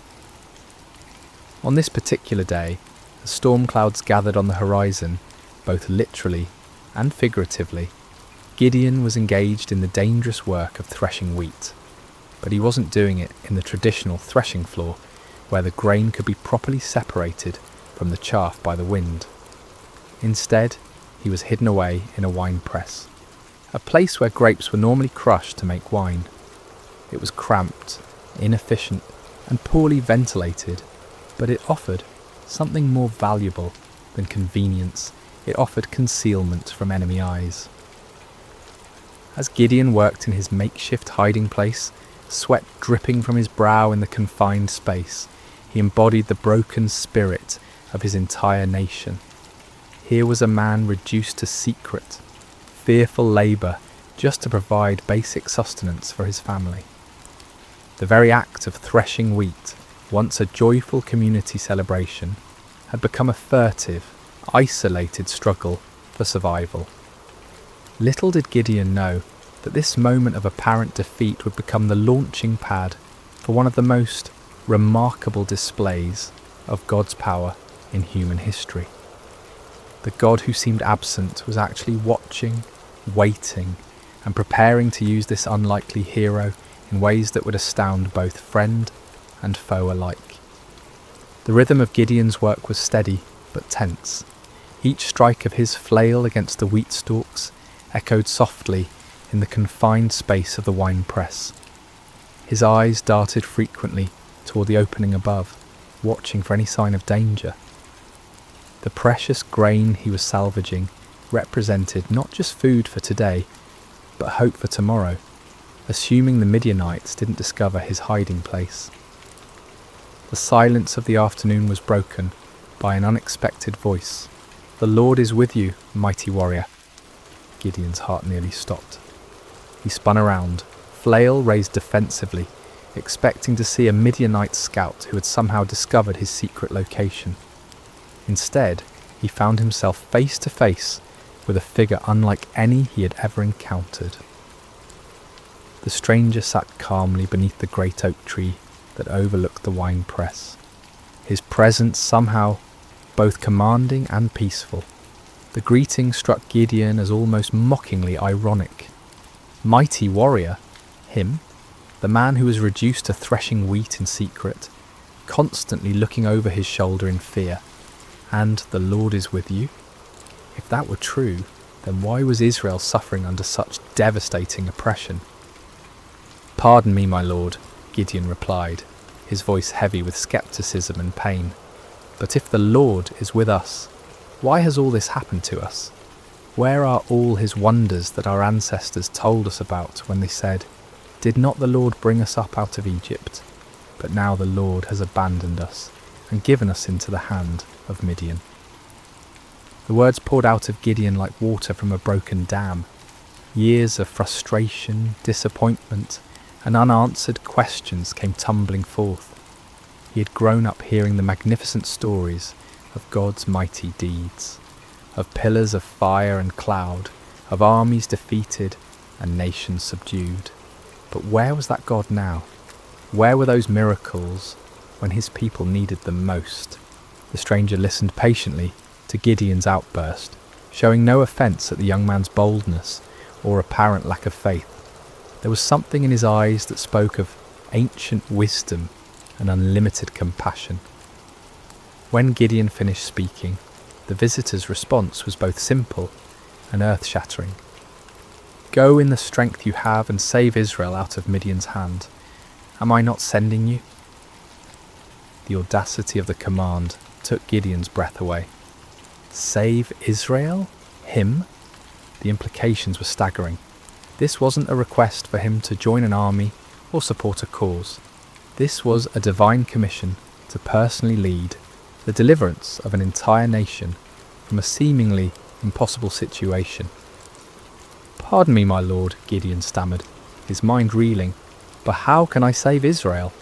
My clan is the weakest in Manasseh, and I am the least in my family." Gideon's response revealed the depth of his feelings of inadequacy. In a culture where tribal strength and family position determined social standing and influence, he saw himself as doubly disqualified. His clan held no political power, commanded no great armies, and possessed no significant wealth.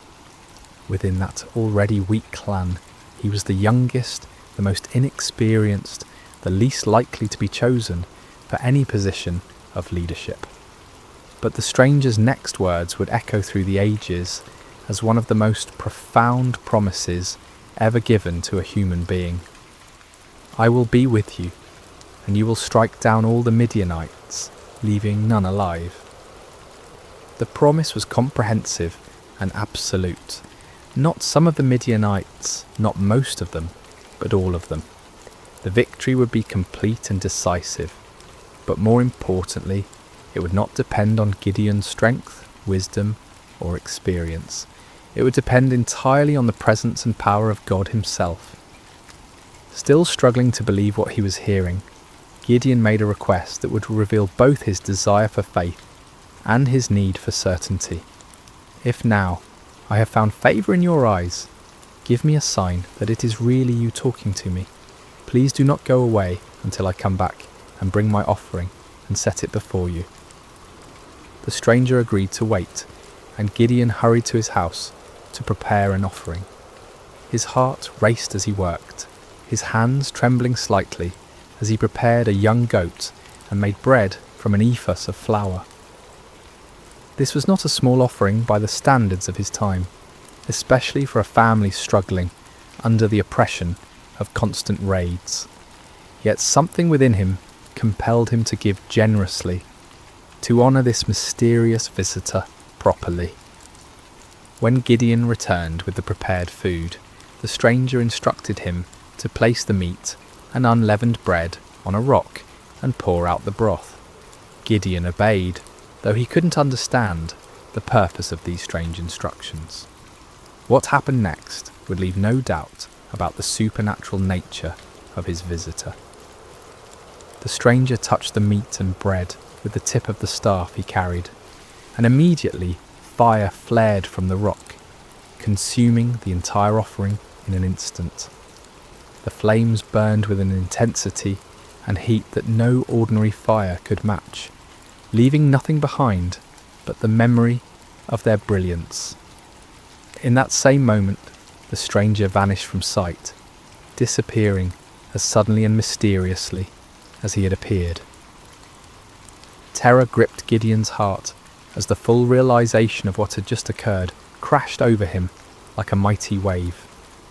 This had been no ordinary man, no mere messenger or prophet. This had been the angel of the Lord, a manifestation of God himself.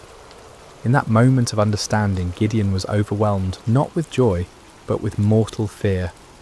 "Alas, sovereign Lord," he cried out in anguish, "I have seen the angel of the Lord face to face." In the ancient world, it was believed that no human could see God and live. The very encounter that should have filled him with confidence instead filled him with terror. Had his boldness in questioning and testing the Lord sealed his doom?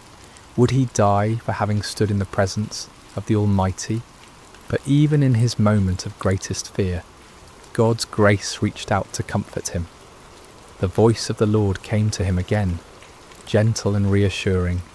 "Peace, do not be afraid, you are not going to die." With his own hands, Gideon built an altar on that spot and called it, "The Lord is Peace." The place where he had threshed wheat in fear and desperation had become holy ground, the site of a divine encounter that would change not only his life, but the destiny of an entire nation. As night fell over Ophrah, Gideon stood beside his new altar, his mind swirling with the magnitude of what had occurred. The God of his ancestors had not abandoned Israel after all. He had been working, planning, preparing for this very moment, and somehow, incredibly, he had chosen Gideon to be his instrument of deliverance. Yet even as faith began to bloom in his heart, doubt lingered like shadows at the edges of his mind. The task before him seemed impossible, the odds insurmountable. How could he, one man from the weakest clan in Manasseh, possibly hope to defeat the countless multitudes of Midian and their allies? It was a question that would lead him to make one of the most famous requests for divine confirmation in all of Scripture.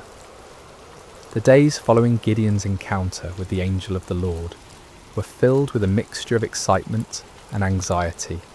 The divine commissioning had been clear and unmistakable, yet the human heart, prone to doubt and fear, struggled to fully embrace what seemed impossible. Gideon found himself caught between the supernatural certainty of his calling and the natural uncertainties of his circumstances. As he went about his daily tasks, Gideon's mind constantly returned to that moment when fire had consumed his offering and the angel had vanished from sight. Had it really happened? In the bright light of day, with the familiar sounds and sights of ordinary life surrounding him, the encounter almost seemed like a dream. Yet the altar he had built stood as a permanent reminder, its stones bearing witness to the reality of what had occurred. Word began to spread quietly through the region about Gideon's calling. Some believed and were filled with hope for the first time in years. Others were sceptical, wondering how this young man could possibly succeed where so many others had failed. Still others were fearful, worried that any attempt at resistance would only bring more severe retaliation from their oppressors. The weight of responsibility pressed heavily on Gideon's shoulders. He was being asked not just to risk his own life, but potentially to lead others to their deaths. What if he had misunderstood? What if his faith had somehow led him astray? The consequences of a mistake would be catastrophic, not just for him, but for all who would follow him. It was in this state of mind that Gideon made his famous request for divine confirmation. The fleece test, as it would come to be known, represented not a lack of faith, but rather a deep desire for certainty in the face of overwhelming responsibility. "If you will save Israel by my hand as you have promised," Gideon prayed earnestly, "look, I will place a wool fleece on the threshing floor. If there is dew only on the fleece, and all the ground is dry, then I will know that you will save Israel by my hand, as you said." The request was specific and measurable. In the normal course of nature, dew would form on all surfaces exposed to the night air. If God could reverse this natural process, causing moisture to collect only on the fleece, while leaving the surrounding ground completely dry, it would serve as an unmistakable sign of divine intervention. Gideon placed the fleece carefully on the threshing floor as evening approached. All through the night he must have awakened periodically, wondering what he would find in the morning. As dawn broke, he hurried to the spot where he had placed his test. What he discovered filled him with wonder and awe. The fleece was thoroughly saturated with dew, so much so that when he wrung it out, he was able to fill an entire bowl with water. Yet all around it, the ground was completely dry, as if an invisible barrier had prevented any moisture from settling anywhere but on the wool. The sign was clear and unmistakable, yet Gideon's human nature craved even greater certainty. The magnitude of what he was being called to do seemed to justify asking for additional confirmation. With remarkable humility and boldness he approached God with yet another request. "Do not be angry with me," Gideon prayed, acknowledging that his repeated testing might seem to indicate a lack of trust. "Let me make just one more request. Allow me one more test with the fleece, but this time make the fleece dry and let the ground be covered with dew." This second test was even more remarkable than the first. It would be one thing for God to cause dew to collect on a single object, while keeping the surrounding area dry, but it would be quite another to keep one small piece of wool completely dry while saturating everything around it. This second sign would demonstrate not just God's power over nature, but his precise control over the smallest details. Again, Gideon placed the fleece on the threshing floor and waited through the night. When morning came, he found exactly what he had requested. The fleece was bone dry without a trace of moisture, while the ground all around it sparkled with heavy dew. The grass, the stones, the nearby trees, everything was wet with the night's moisture, except for that one small piece of wool.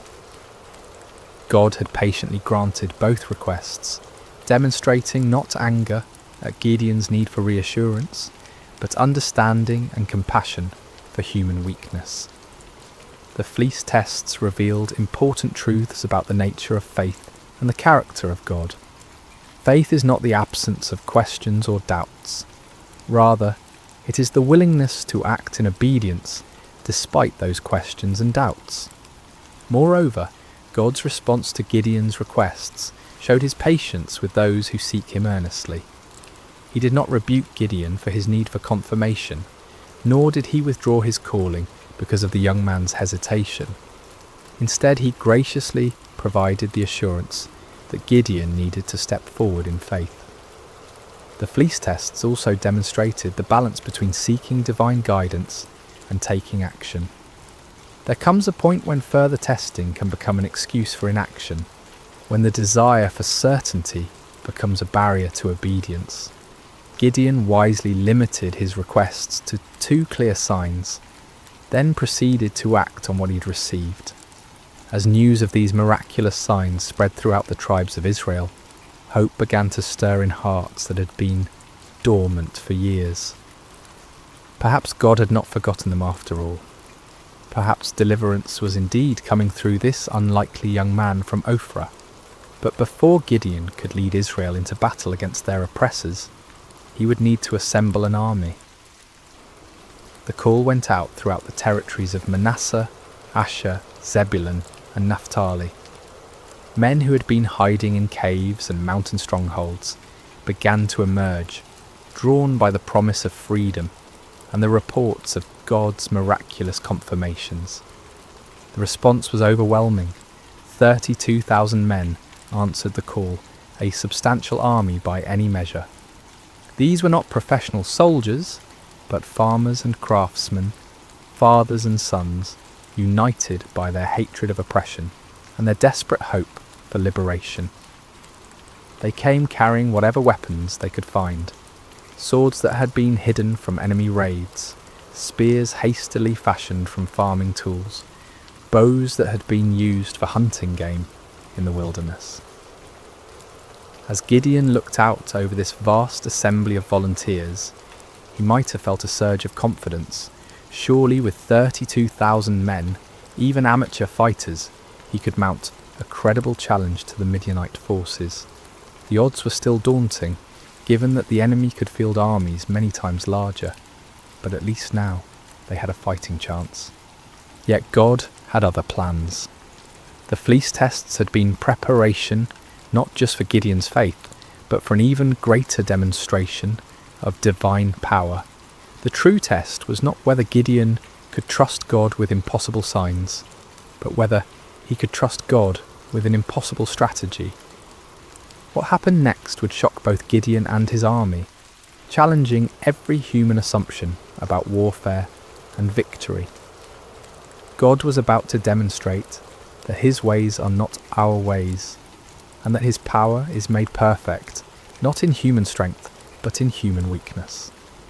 The morning sun cast long shadows across the camp as 32,000 men prepared for what they believed would be their march to war.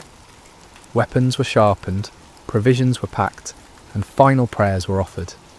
The air buzzed with nervous energy as farmers turned warriors contemplated the battle that lay ahead.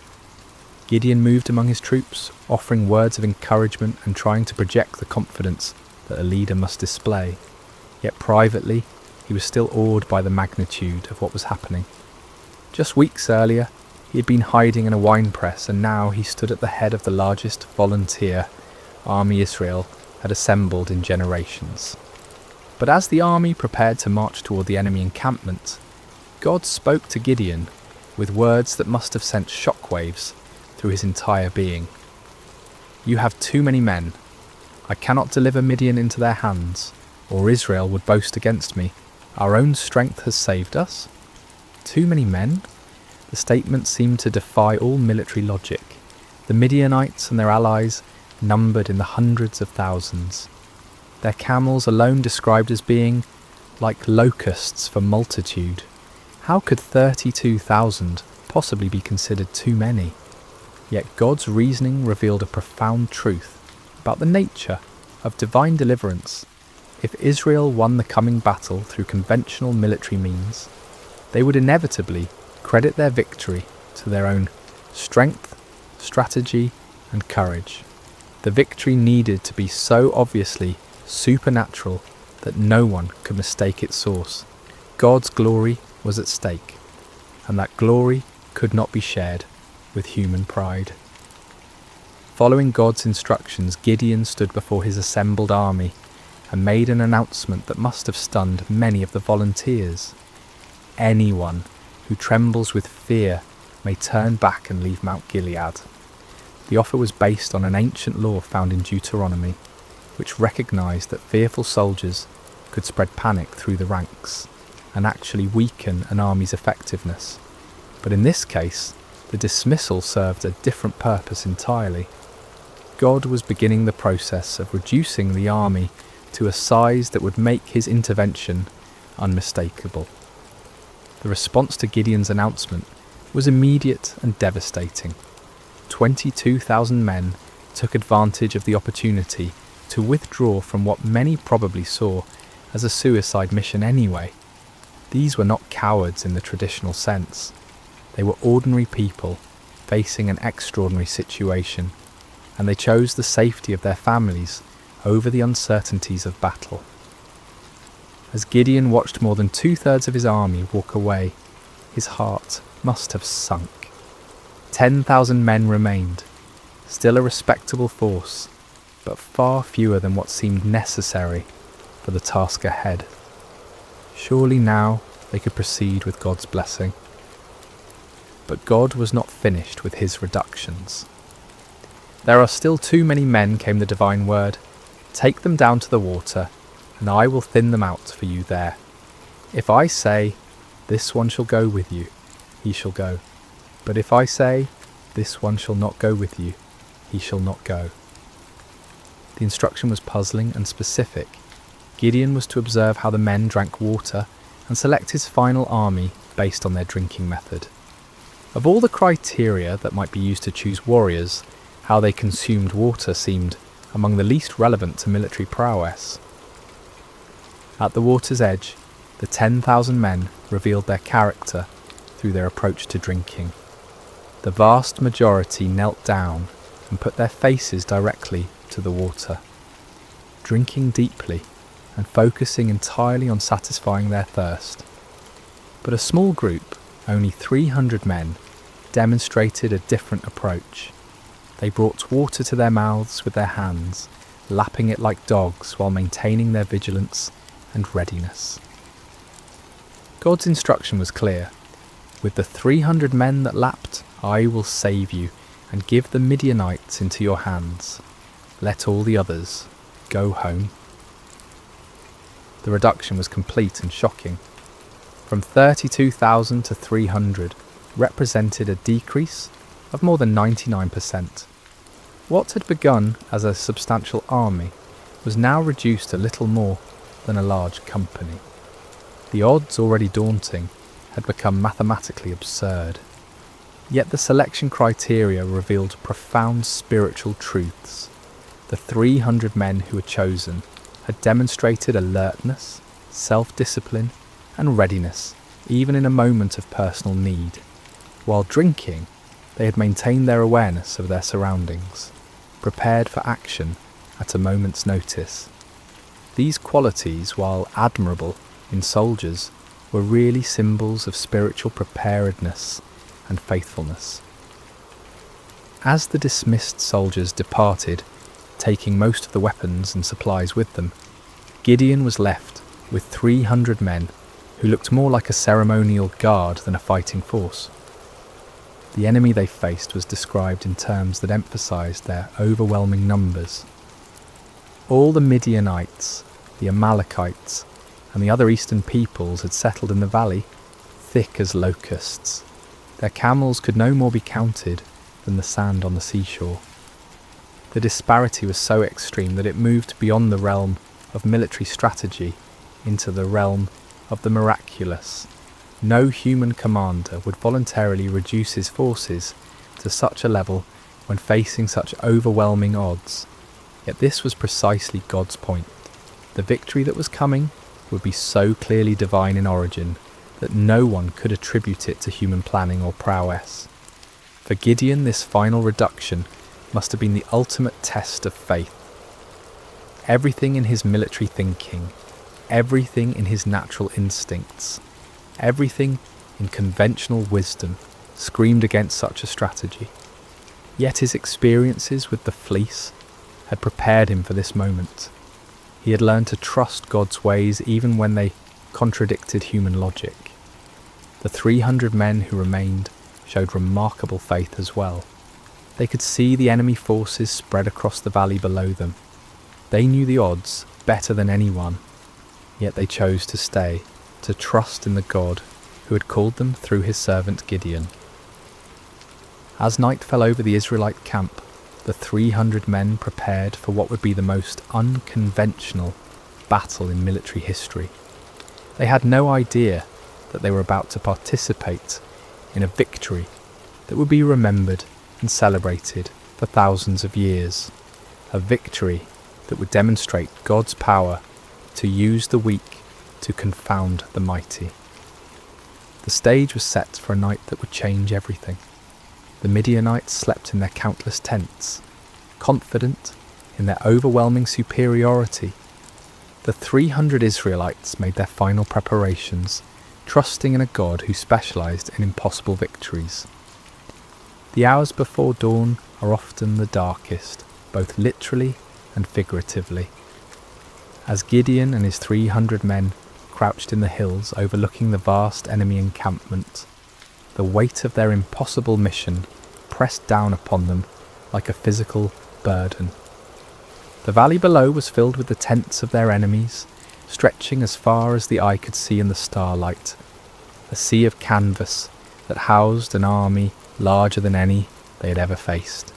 Despite the miraculous signs he had witnessed and the divine assurances he had received, Gideon still struggled with doubt.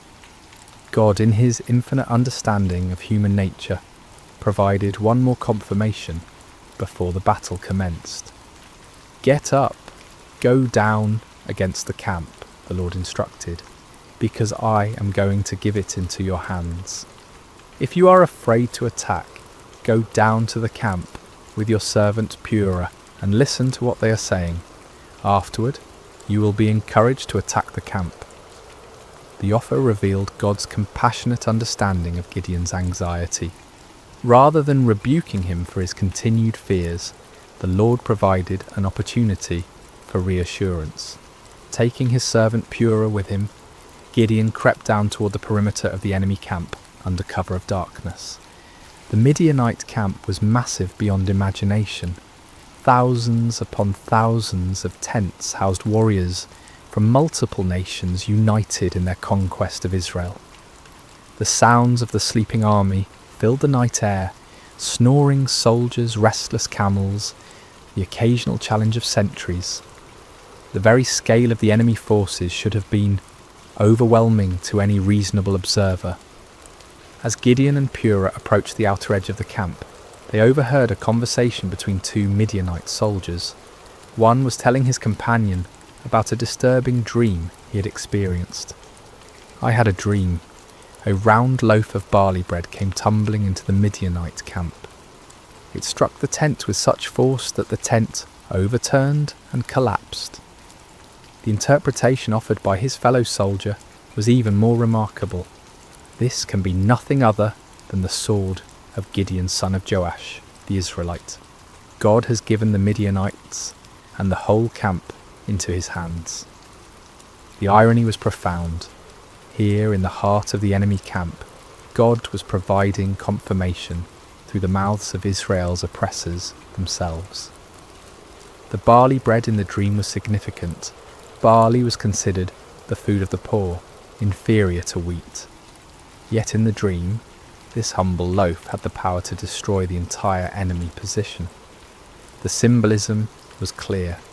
God would use the humble and despised to bring down the mighty and proud. That Gideon's name was already known to the enemy indicated that word of the gathering Israelite resistance had reached their ears.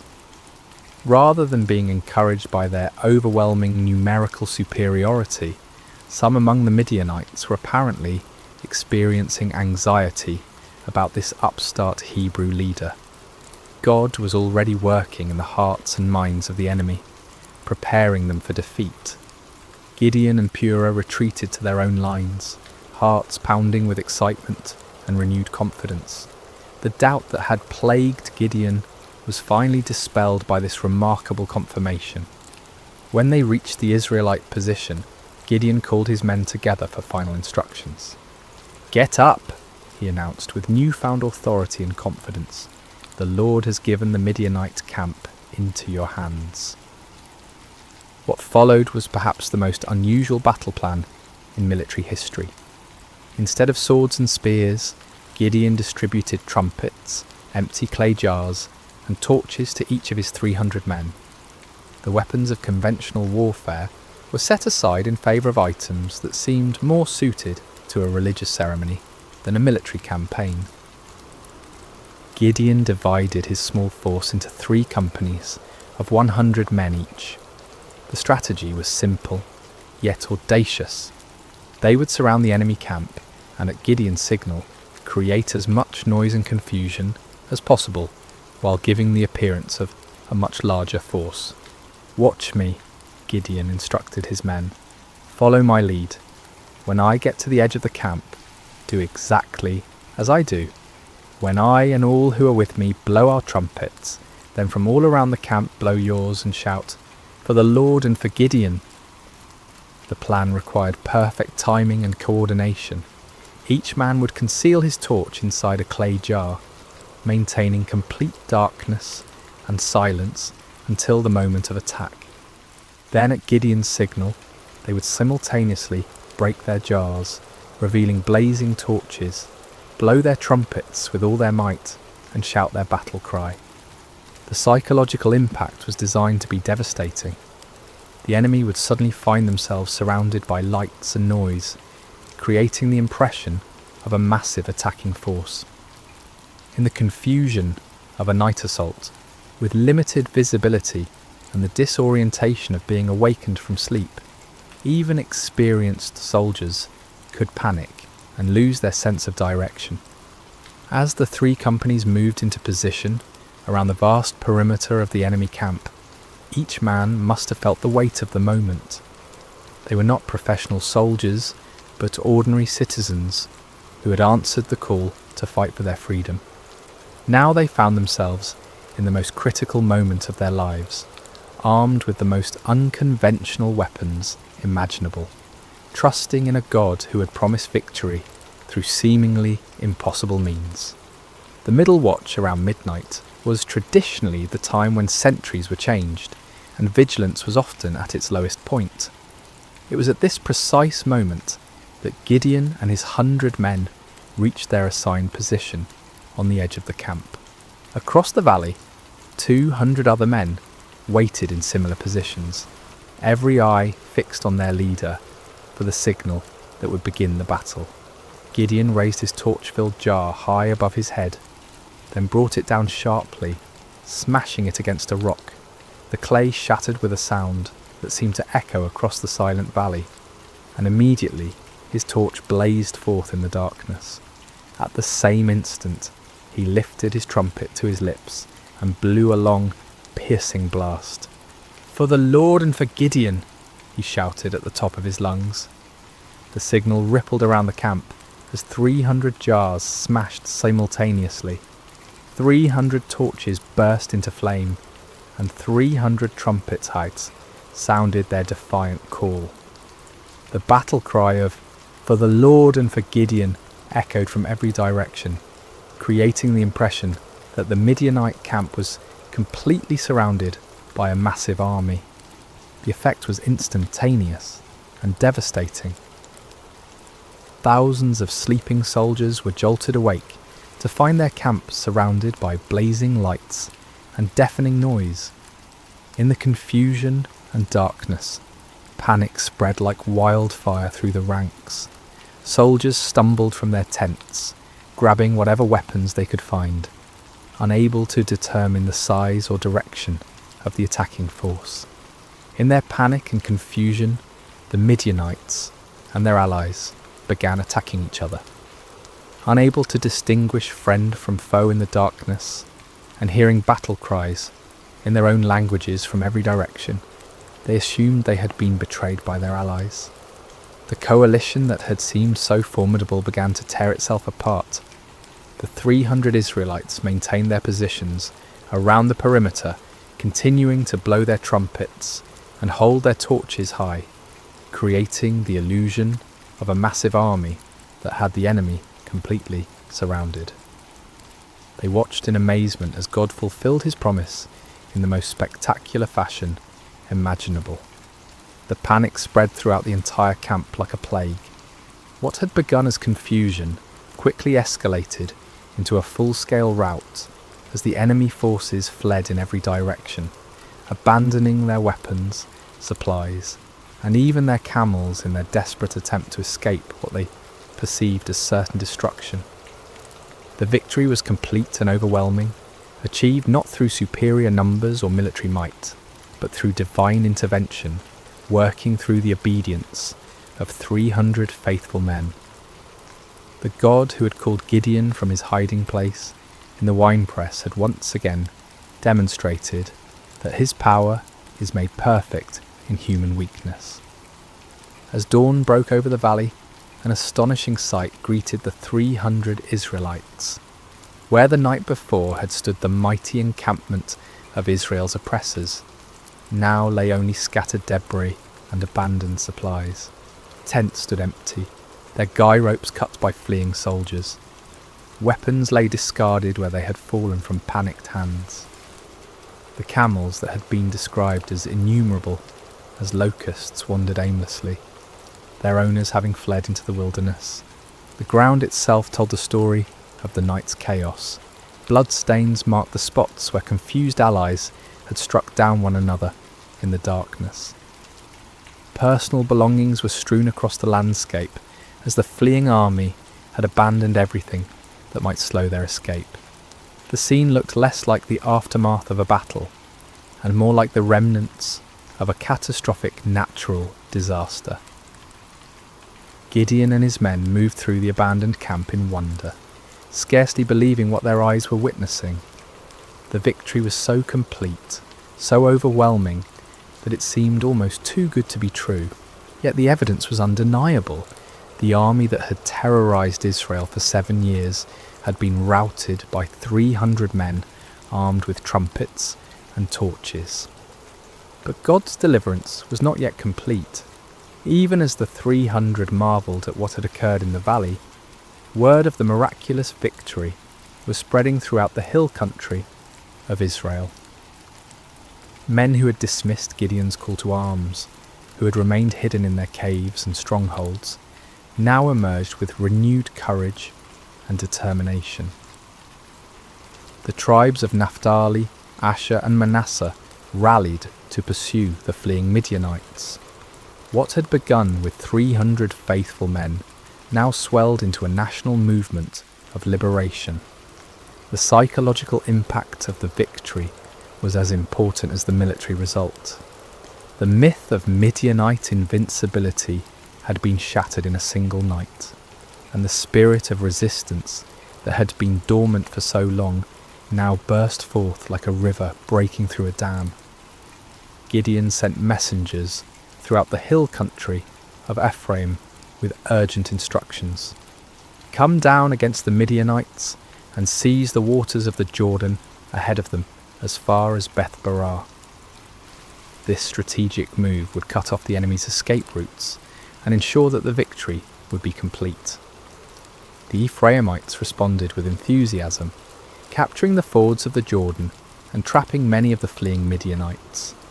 In the pursuit that followed, they captured 2 of the Midianite leaders, Oreb and Zeb, whose names meant raven and wolf.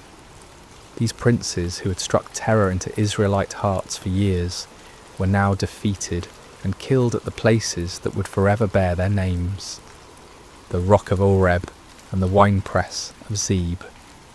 The pursuit continued beyond the Jordan as Gideon and his original 300, though exhausted, pressed on to capture the remaining Midianite kings, Zaba and Zalmunna. The victory was total and decisive. An empire that had dominated the region for 7 years was completely destroyed in a matter of days. The land of Israel enjoyed peace for 40 years, during Gideon's lifetime. The oppression that had driven families into hiding was replaced by prosperity and security. Fields that had been abandoned were cultivated again. Markets that had stood empty bustled with commerce. Children who had grown up knowing only fear could now play freely in their villages. But perhaps the greatest victory was not military but spiritual. Israel had rediscovered that their God was still the same mighty deliverer who had brought their ancestors out of Egypt. The impossible victory served as a permanent reminder that with God all things are possible. The story of Gideon and the 300 speaks across the centuries, with timeless truths that challenge and encourage us today. First, we see that God uses the unlikely. Gideon was not a seasoned warrior or a natural leader. He was a fearful farmer, hiding from his enemies. Yet God saw potential that others missed. This reminds us that God's calling is not based on our qualifications, but on his purposes. Second, the reduction of Gideon's army from 32,000 to 300 demonstrates that faith matters more than numbers. In a world obsessed with statistics and metrics, God's economy operates differently. He delights in using small faithful remnants to accomplish great things, ensuring that his power, not human strength, receives the glory. Third, Gideon's requests for signs teach us about the balance between faith and doubt. God was patient with Gideon's need for confirmation, showing us that honest questions and requests for reassurance are not signs of weak faith but of a heart that desires to walk in God's will. Finally, the story shows us that obedience in the face of fear is the essence of courage. Gideon was afraid, his army was outnumbered, and the strategy seemed foolish. Yet they obeyed, and God honoured their faithfulness with victory. When we feel unqualified for the tasks before us, when the odds seem insurmountable, when we need reassurance before taking steps of faith, the story of Gideon reminds us that our God specialises in impossible victories. He is still calling ordinary people to extraordinary purposes, still using the weak to confound the mighty, still turning fearful hearts into faithful warriors. The God who met Gideon at the winepress is the same God who meets us in our hiding places today, calling us to step out in faith and watch him work miracles through surrendered lives. Just as the 300 trumpets and torches became instruments of divine victory, our simple obedience can become the means through which God accomplishes his purposes in our generation. May we have the courage to answer when he calls, the faith to trust when he leads, and the persistence to follow when he sends us into battles that seem impossible to win. For with God, the 300 can defeat the multitudes, and faith can move mountains that seem immovable. The story of Gideon reminds us that our greatest victories come not when we feel strong and capable, but when we acknowledge our weakness and depend completely on God's strength. In those moments of surrender, we discover that we serve a God who delights in doing the impossible through the most unlikely people.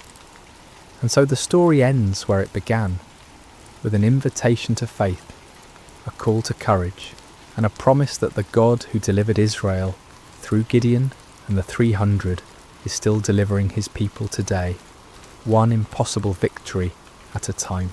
Hello, dear friends, and welcome to Sacred Slumber. Before we begin our journey together into this timeless story of faith and courage, I want to take a moment to connect with you. Wherever you are in the world tonight, how has your day been? Perhaps you're settling in as the evening draws near, or maybe you're starting your morning with this gentle retelling. Whether it's midnight where you are, or the sun is just beginning to rise, know that you're exactly where you need to be. I'm curious about where this story is finding you tonight. Are you listening from a cozy bedroom in North America? Perhaps watching the stars appear through your window? Or maybe you're in Europe, beginning a peaceful morning with this tale? Perhaps you're in Asia, Africa, Australia, or anywhere else across our beautiful world. Wherever you are, you're part of our global sacred slumber family, and we're so grateful to have you here. If this is your first time joining us, or if you've been with us before, we invite you to subscribe to Sacred Slumber, where we bring you gentle Bible stories and peaceful reflections designed to encourage your heart and strengthen your faith. Now let's settle in together as we journey to ancient Israel, to a valley where faith would triumph over fear, and where a young shepherd boy would show the world that with God all things are possible. The golden sun rises slowly over the valley of Elah, casting long shadows across the rocky terrain. The air is crisp with morning dew, and a gentle breeze carries the scent of wildflowers that dot the hillsides. This valley, nestled between rolling hills covered with olive trees and scattered stones, would soon become the stage for one of history's most remarkable displays of faith. On the eastern ridge, the armies of Israel have made their camp. Hundreds of tents stretch across the hillside, their fabric fluttering softly in the morning breeze. Smoke rises from cooking fires where soldiers prepare their simple breakfast of bread and olives.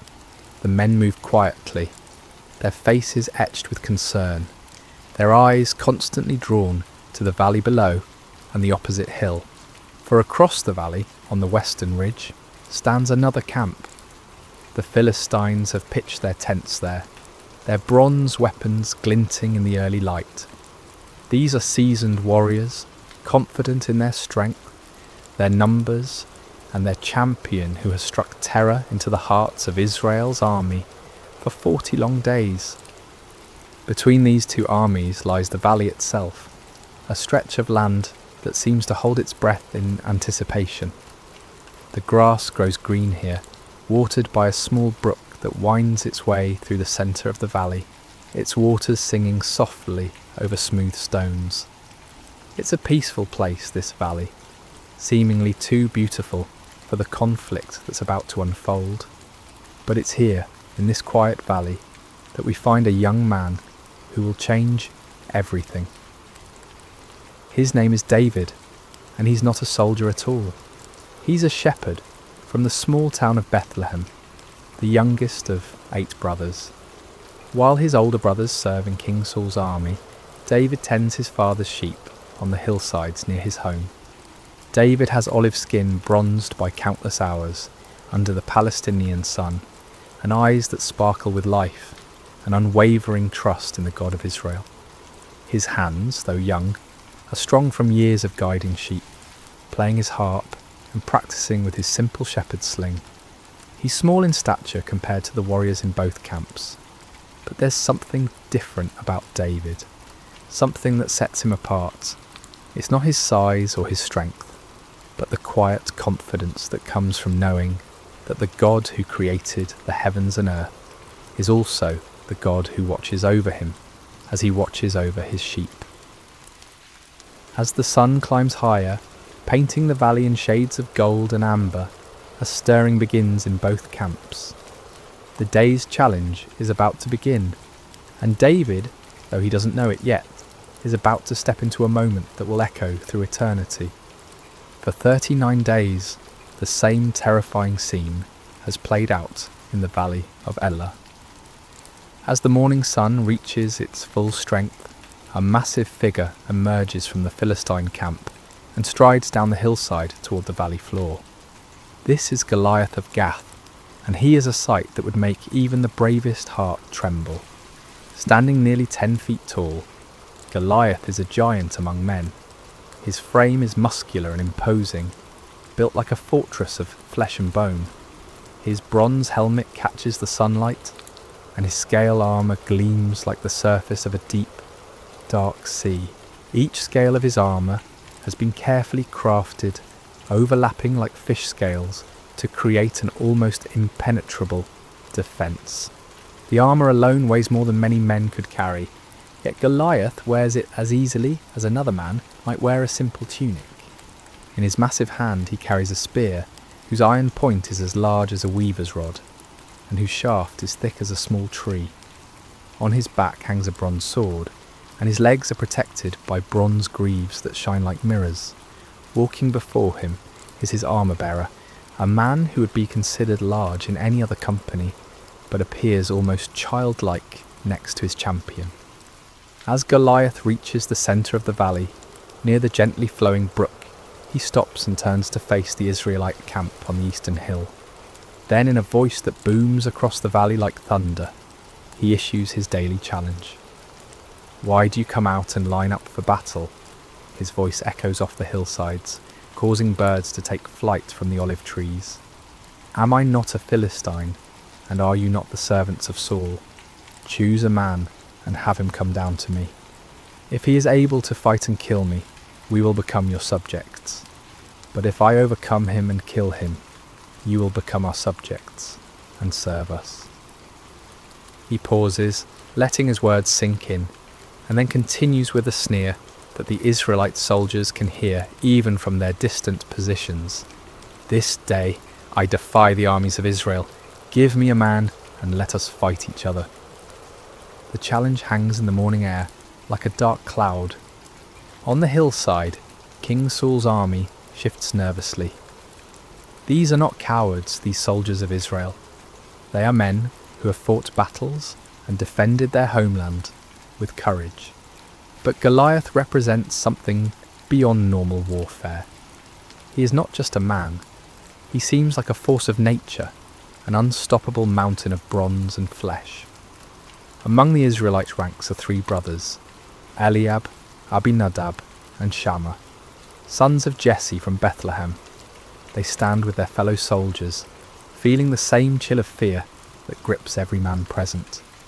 They've heard stories of giants in the land, descendants of the Anakim, who struck terror in the hearts of their forefathers. But seeing Goliath is different from hearing stories.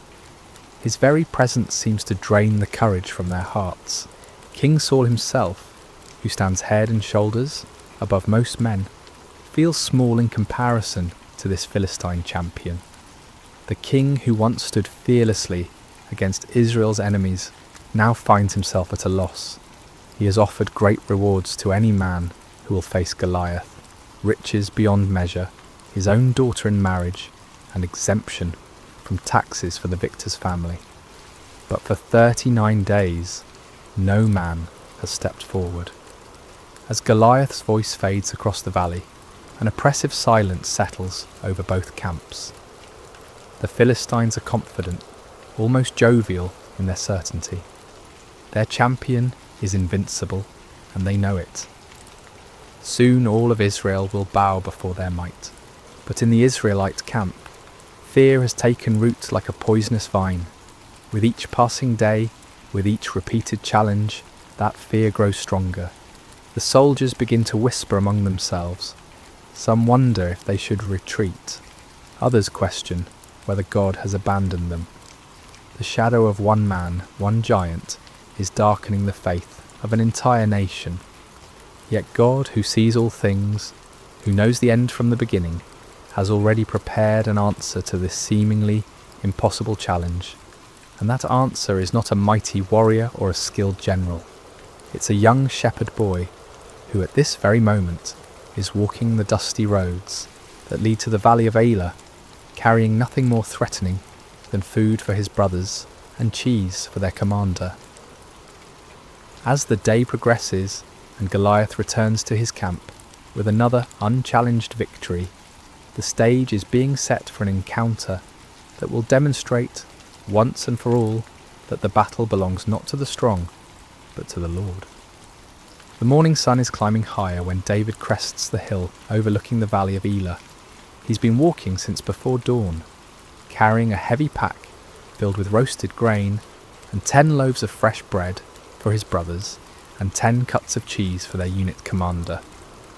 His father Jesse, concerned about his son serving in King Saul's army, has sent David to check on them and bring them provisions. As David approaches the Israelite camp, he can hear the familiar sounds of an army preparing for battle. The clank of bronze armour, the scraping of swords being sharpened, and the low murmur of soldiers' voices. But there's something else in the air. Something David can sense even before he understands it. There's a tension here, a fear that seems to hang over the camp like morning fog. David makes his way through the camp, asking for directions to find his brothers. The soldiers he passes look weary, their faces drawn with anxiety. Some pace nervously, others sit quietly, staring toward the valley. This is not what David expected to find. Where is the courage of Israel's army? Where is the confidence that should come from serving the God who delivered them from Egypt and gave them this promised land? Finally, David spots his brothers among their unit, and his face brightens with joy. He hurries toward them, his pack bouncing on his shoulders, but as he greets Eliab, Abinadab, and Shammah, he notices that they too carry the same haunted expression as the other soldiers. "Father sent provisions," David says warmly, beginning to unpack the food. "He's been worried about you and wanted to make sure you have enough to eat." But before his brothers can respond fully to his greeting, a sound begins to build from across the valley. It starts as a low rumble and grows into the unmistakable boom of Goliath's voice. David stops unpacking and turns toward the valley, his eyes widening as he sees the massive figure striding down the hillside. Who is this uncircumcised Philistine that he should defy the armies of the living God? David asks, his voice filled not with fear, but with indignation. The words come naturally to him, spoken with the simple faith of someone who knows God personally, intimately, like a shepherd knows his flock. The soldiers around David stare at him in amazement. Some even step back, as if his words might bring Goliath's wrath down upon them. But David isn't speaking recklessly. He's speaking from a heart that has experienced God's faithfulness. In the quiet places, in the fields where he tends sheep, under the stars where he plays his harp and sings psalms to the God who made them.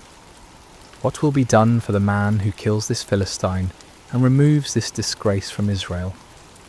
David continues, his voice carrying a confidence that seems foreign in this camp of frightened warriors. The soldiers explain about King Saul's promised rewards, but David barely seems to hear them. His focus is not on gold or marriage or tax exemption. His concern is for the honour of God and the reputation of God's people. How can this Philistine be allowed to mock the armies of the living God? How can Israel's soldiers allow this blasphemy to continue day after day? Word of David's questions and his bold words quickly spreads through the camp. Some soldiers are amazed by his courage.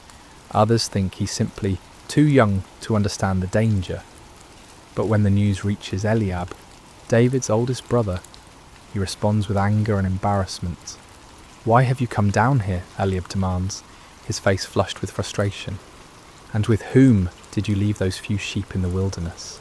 I know how conceited you are, and how wicked your heart is. You came down only to watch the battle." Eliab's harsh words reveal the tension that can exist even in families when faith and fear collide.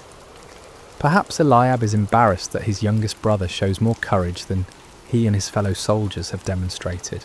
Perhaps he's genuinely concerned for David's safety.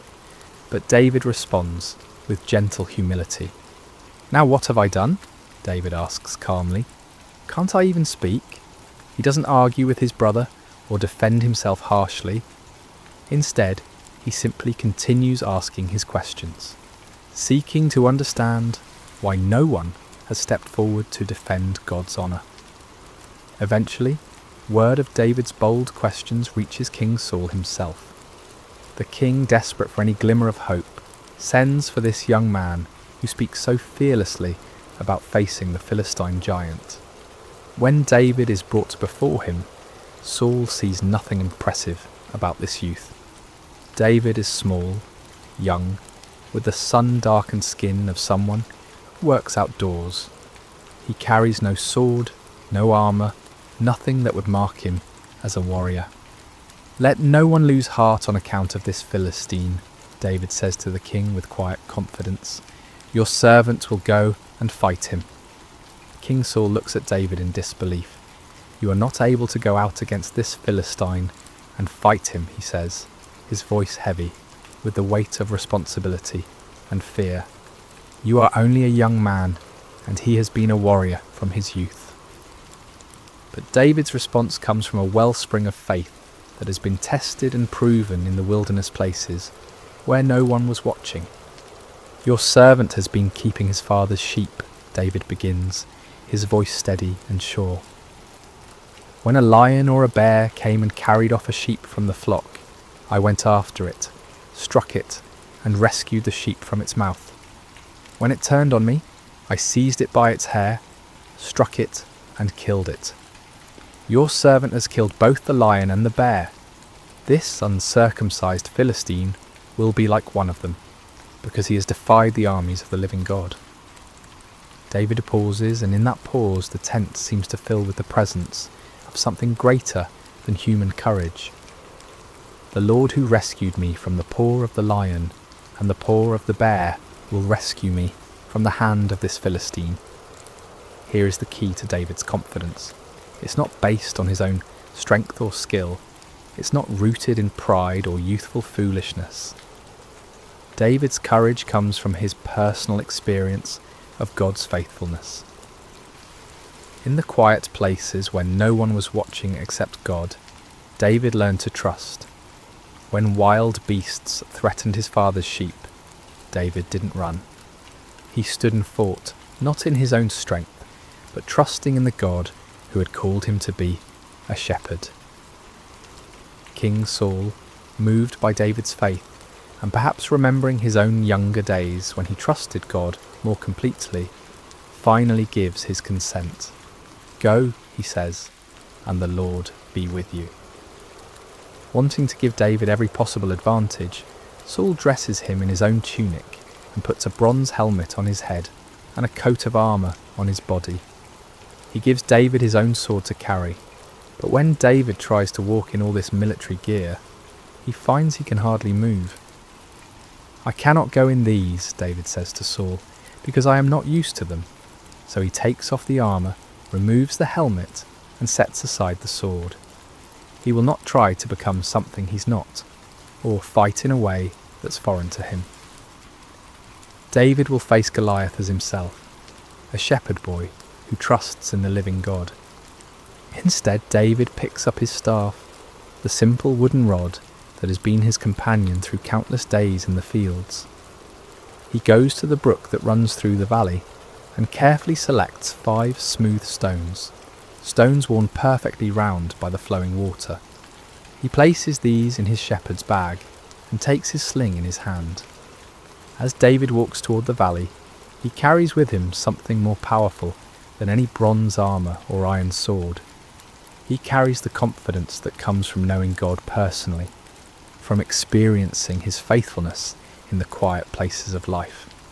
And he carries the understanding that this battle is not really between David and Goliath at all. This is a battle between the God of Israel and the false gods of the Philistines, between truth and blasphemy, between faith and fear. The young shepherd is ready to face the giant, not because he is strong, but because he knows the one who is stronger than any earthly power. The afternoon sun hangs bright and warm over the valley of Elah as 2 figures begin their approach toward each other across the grassy floor of the valley. The contrast between them could not be more dramatic, and yet it's precisely in this contrast that God's glory will be revealed. From the western hill, Goliath begins his descent, his bronze armour catching and reflecting the sunlight like a beacon. Each step he takes shakes the ground slightly, and the sound of his armour clanking echoes across the valley. He moves with the confidence of someone who has never known defeat, never felt the sting of uncertainty. His armour-bearer walks before him, carrying the massive shield that will protect the giant from any arrows that might be fired from the Israelite lines. From the eastern hill, David begins his own journey down into the valley. He walks with a steady, purposeful gait, his simple shepherd's clothing a stark contrast to the military spectacle approaching from the other side. In one hand he carries his staff, worn smooth by years of use. In the other, he holds his sling, a simple leather pouch attached to 2 cords, the kind of weapon that shepherds have used for generations to protect their flocks from predators. Behind David on the hillside, the entire Israelite army watches in stunned silence. Thousands of seasoned warriors stand motionless, their eyes fixed on the small figure walking steadily towards certain death. Some of them pray silently, asking God to protect this brave boy. Others shake their heads in disbelief at what they perceive as pointless sacrifice.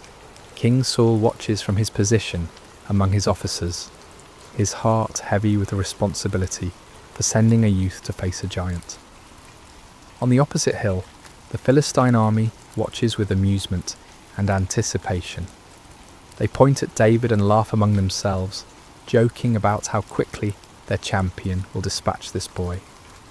Some of them are already making plans for the victory celebration they'll hold after Israel surrenders, as surely they must, after witnessing their champion's inevitable defeat. But as David walks down the hillside, his heart is neither fearful nor boastful. Instead, it's filled with a quiet confidence that comes from knowing he is not walking into this valley alone. The same God who helped him rescue sheep from the mouths of lions and bears is with him now. The same God who has been his shepherd will be his strength. As the 2 figures draw closer together, in the centre of the valley, near the gently flowing brook, Goliath gets his first clear look at his opponent. What he sees fills him with contempt and rage. This is not a warrior, this is just a boy, ruddy and handsome, carrying a shepherd's simple tools instead of weapons of war. "Am I a dog," Goliath roars, his voice booming across the valley, "that you come at me with sticks?" His anger at what he perceives as an insult burns hot. He expected Israel to send their greatest warrior, someone worthy of his attention. Instead, they've sent a child. Goliath continues his verbal assault, his voice carrying clearly to both armies. "Come here, and I'll give your flesh to the birds and the wild animals." The threat hangs in the air like the cry of a predator, and even some of the Philistine soldiers feel a chill at the cruelty in their champion's voice. But David, standing in the valley, with the afternoon sun behind him, casting his shadow long across the grass, remains unshaken. When he speaks, his voice carries clearly across the valley, and every word is heard by both armies. "You come against me with sword and spear and javelin," David calls out, his young voice strong and clear, "but I come against you in the name of the Lord Almighty, the God of the armies of Israel, whom you have defied." The words echo across the valley like a bell ringing, clear and pure and full of power. David continues, and as he speaks, something changes in the atmosphere of the valley. The mocking laughter from the Philistine hill begins to fade. On the Israelite side, soldiers lean forward, straining to hear every word. "This day the Lord will deliver you into my hands, and I'll strike you down and cut off your head. This very day I will give the carcasses of the Philistine army to the birds and the wild animals, and the whole world will know that there is a God in Israel. All those gathered here will know that it is not by sword or spear that the Lord saves. For the battle is the Lord's, and he will give all of you into our hands." David's words ring with prophetic power and absolute certainty. He's not boasting in his own strength or skill. Instead, he's making a declaration of faith, a public testimony to the power and faithfulness of the God of Israel. This battle, David understands, is not ultimately about military might or human courage. It's about the honour of God and the revelation of his power to both Israel and the surrounding nations. Goliath, enraged by what he sees as blasphemous arrogance from a mere boy, begins moving quickly toward David, his massive frame covering the ground with surprising speed. His armour clanks and his weapons gleam as he bears down on his small opponent like an avalanche of bronze and iron. But David doesn't flee. Instead, he runs toward Goliath, closing the distance between them with swift, determined steps. As he runs, he reaches into his shepherd's bag and takes out one of the smooth stones he selected from the brook. With practiced ease, born of countless hours protecting sheep, he places the stone in his sling. The sling is not a child's toy, though it may appear simple. In the hands of a skilled shepherd, it's a precision weapon capable of tremendous force.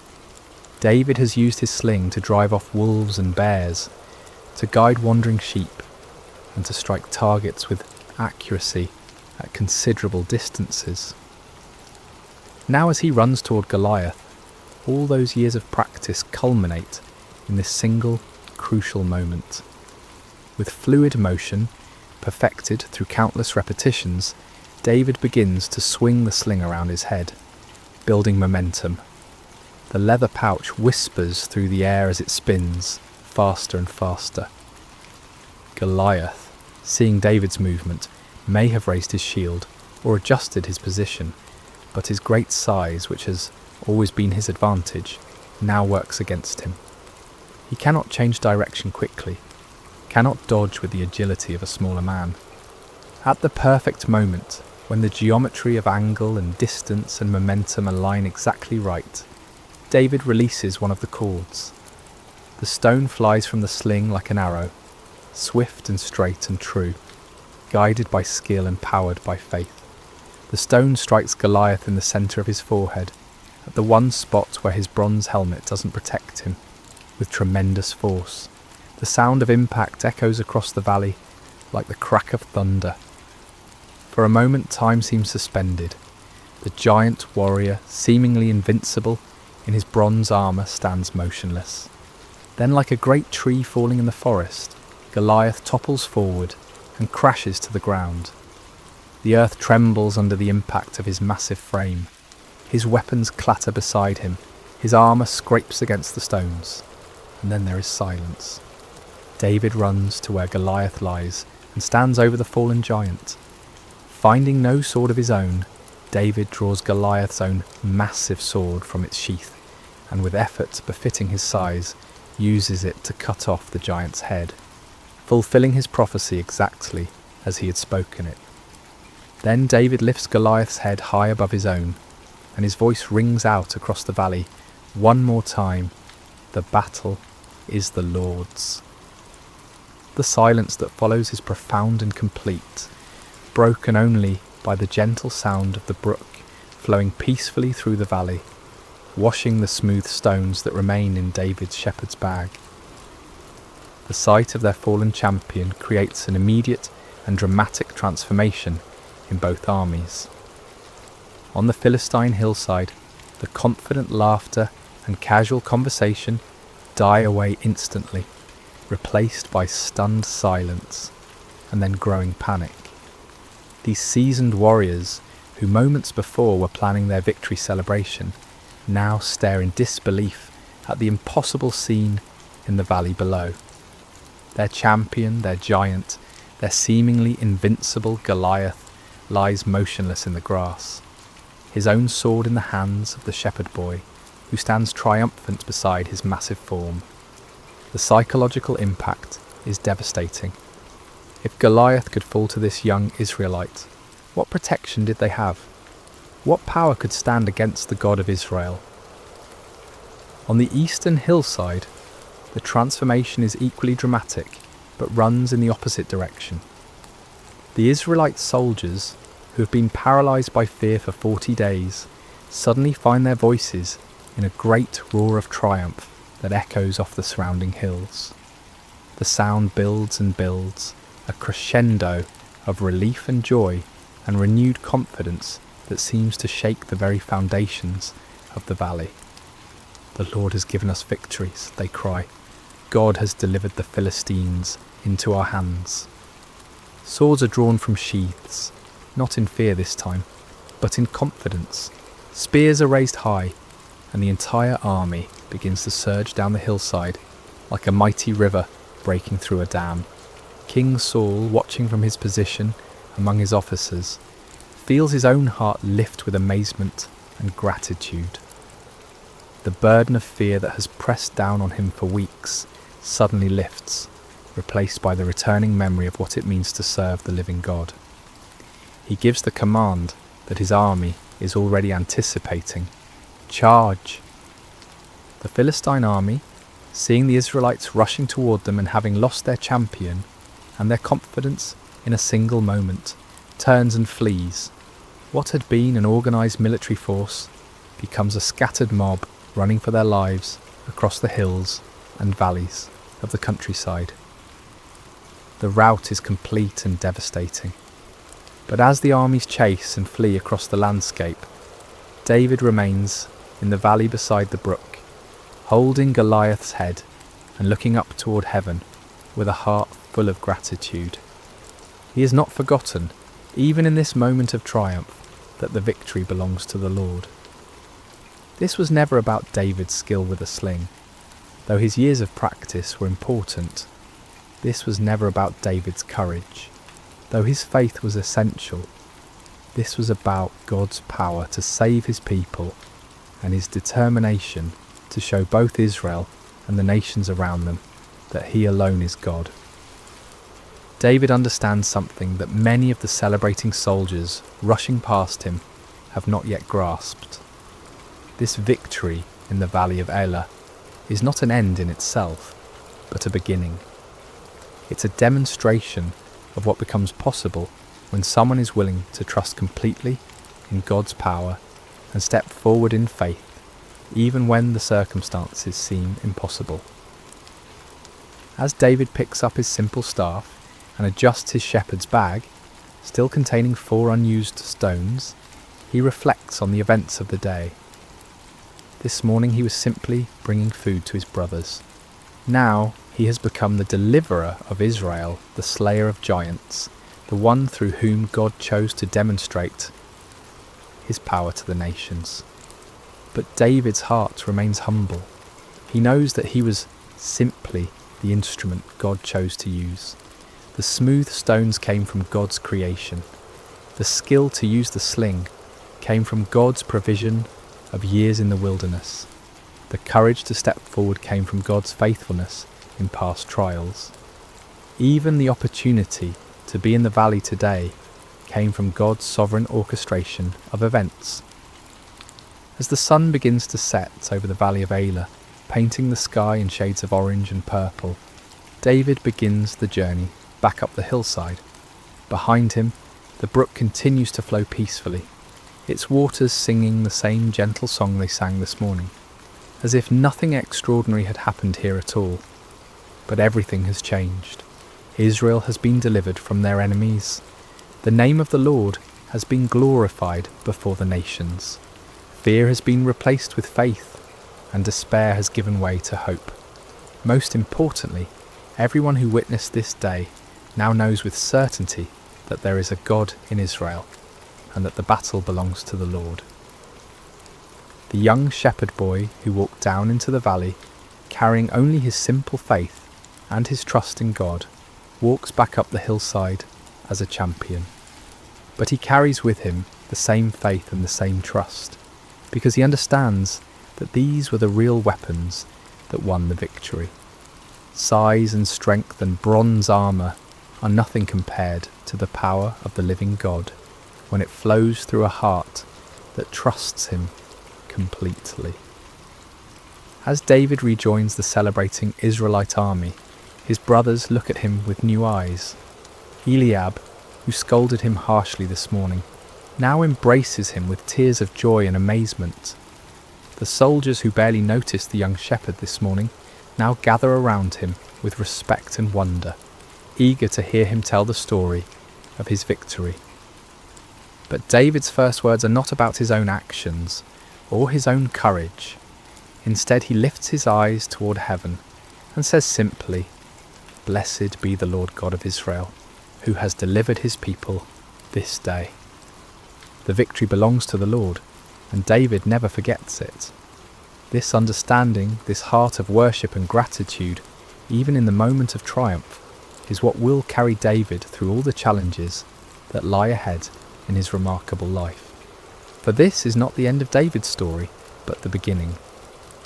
This day in the valley of Elah reveals the heart of a shepherd who will one day be king, a man after God's own heart who will lead Israel with the same faith and trust he showed when facing a giant with nothing but a sling and the name of the Lord.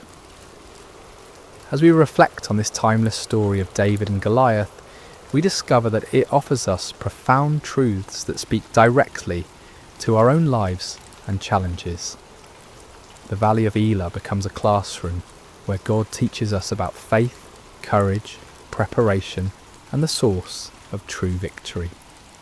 Let's explore these lessons together, allowing them to settle into our hearts like seeds planted in good soil.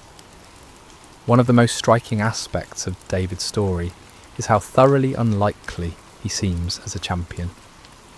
When the prophet Samuel came to Jesse's house to anoint the next king of Israel, Jesse didn't even bother to call David in from the fields at first. David was the youngest, the smallest, the one everyone overlooked. Even his own brothers saw him as insignificant, more of an annoyance than a hero. Yet God specifically chose this overlooked shepherd boy to accomplish what none of Israel's mighty warriors dared attempt. This pattern runs throughout Scripture and continues in our world today. God delights in using people the world considers insignificant to accomplish his greatest purposes. He chooses the weak to shame the strong, the foolish to confound the wise, the humble to teach the proud. This truth offers tremendous encouragement to anyone who has ever felt overlooked, undervalued, or insignificant. Perhaps you feel too young, too old, too inexperienced, or too ordinary to make a difference. Perhaps others have dismissed your dreams or minimized your contributions. If so, you're in excellent company. Moses felt too inadequate to speak for God. Gideon felt too weak to lead an army. Esther felt too powerless to influence a king. Mary felt too young to bear the Messiah. But God sees what others miss. He looks at the heart while others focus on outward appearances. He values faithfulness over fame, character over credentials, availability over ability. When you feel small in the eyes of the world, remember that you serve a God who specializes in doing extraordinary things through ordinary people who trust him completely. The key is not to become someone else, but to offer who you already are to God with complete surrender. David didn't try to become a traditional warrior. He remained a shepherd who trusted God. Your background, your personality, your unique experiences and perspective are not accidents. They are part of God's preparation for the work he has planned for you. David's courage in facing Goliath didn't appear suddenly on the day of battle. It was forged over years of faithful service in places where no one was watching except God. While tending his father's sheep in the wilderness, David faced lions and bears that threatened the flock. In those lonely, dangerous moments, with no audience to impress and no recognition to gain, David learned to depend completely on God's strength. These wilderness experiences became David's training ground. Each time he trusted God to help him protect the sheep, his faith grew stronger. Each time he saw God's faithfulness in the small things, his confidence in God's power increased. By the time he faced Goliath, David had a history with God, a track record of divine assistance that gave him unshakable confidence. This principle applies directly to our lives.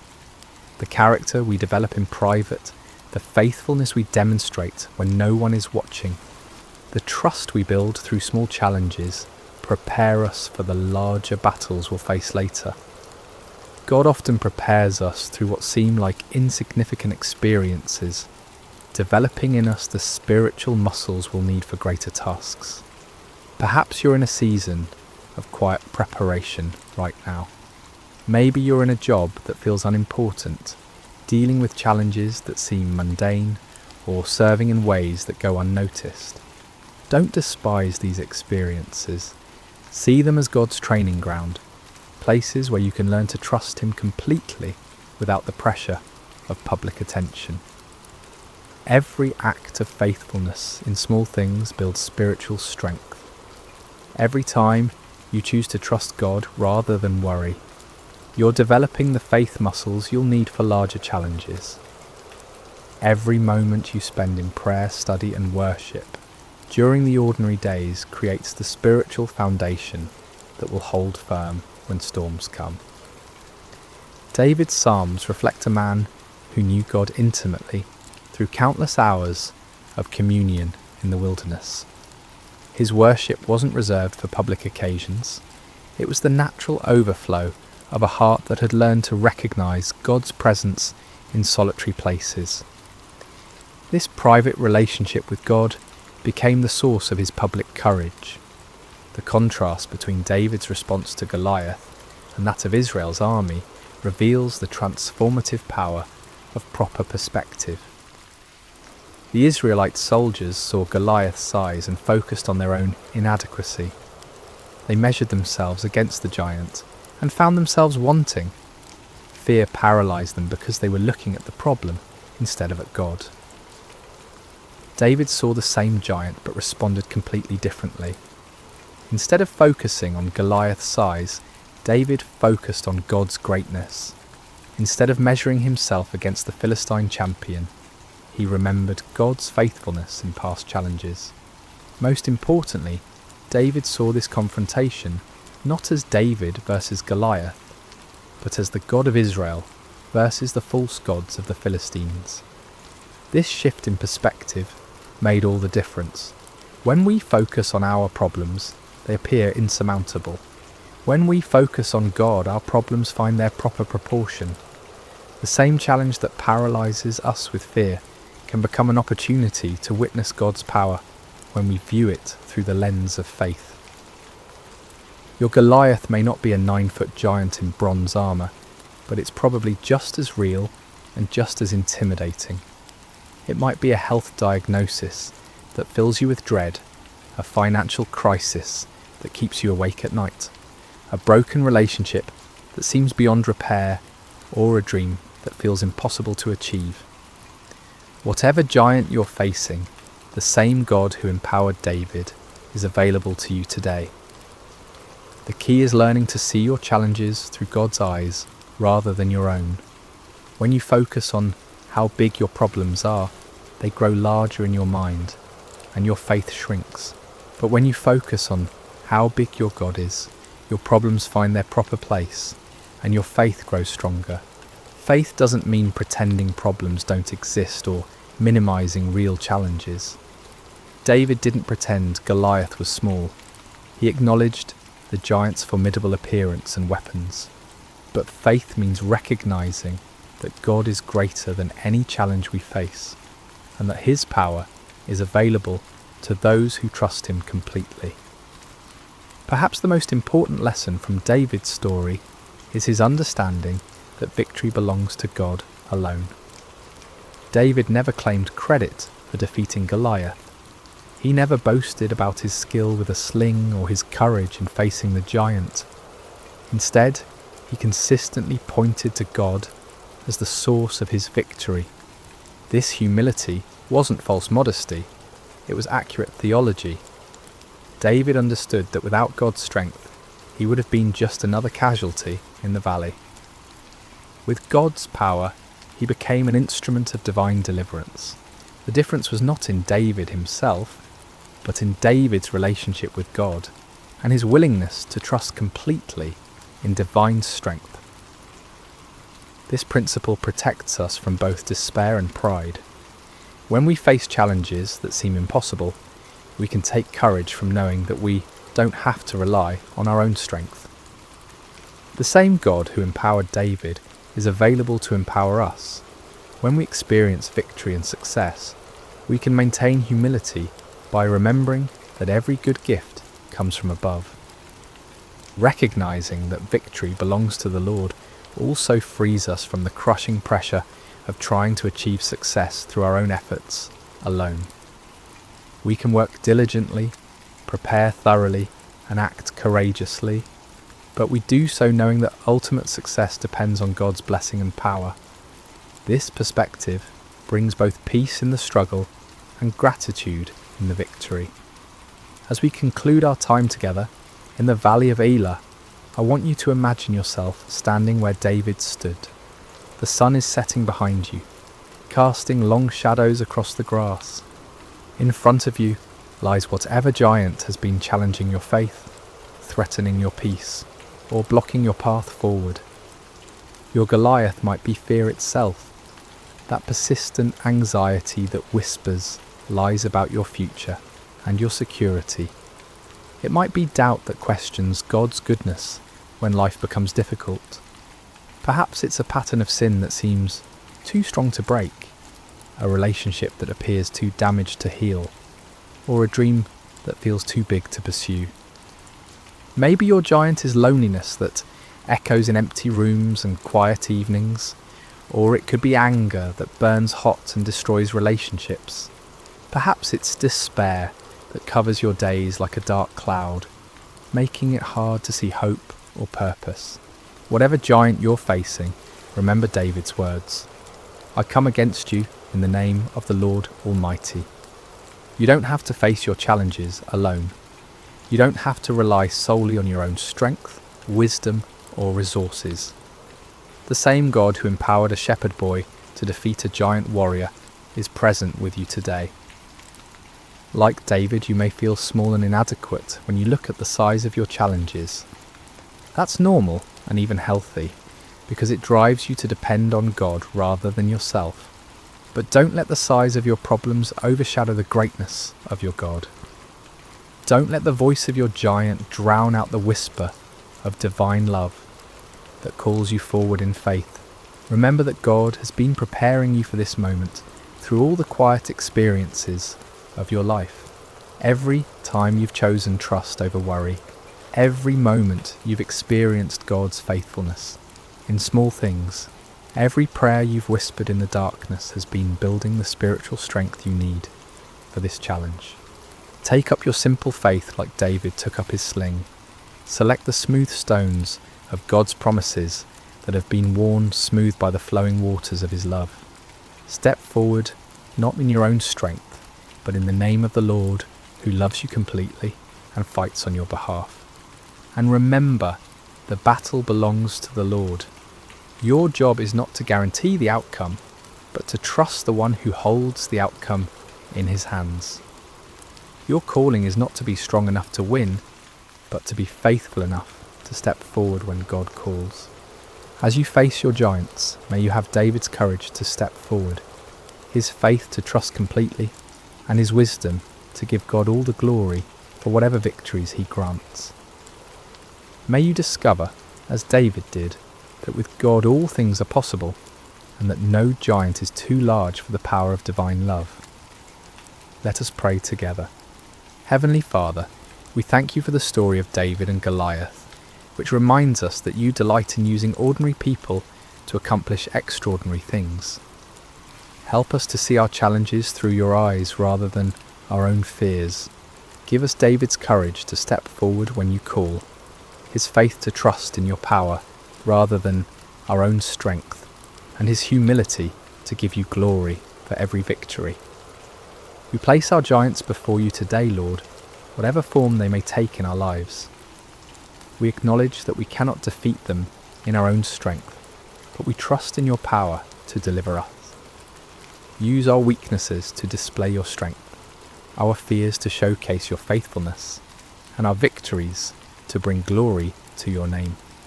Help us to be faithful in the quiet places of preparation, knowing that you are building in us the character and faith we'll need for the challenges ahead. May we never forget that the battle belongs to you, and may we always be quick to give you praise for your goodness and mercy in our lives. In the name of Jesus, our Good Shepherd and mighty champion, we pray. Amen. Sleep well, dear friends, knowing that the same God who was with David in the valley is with you wherever your journey leads. May his peace guard your hearts and minds, and may you wake tomorrow with renewed faith to face whatever giants await. Until we meet again in another story, may God's love surround you like a shepherd's care, and may his strength be your portion in every season. Thank you for joining us at Sacred Slumber, where every story reminds us that we are deeply loved and never alone.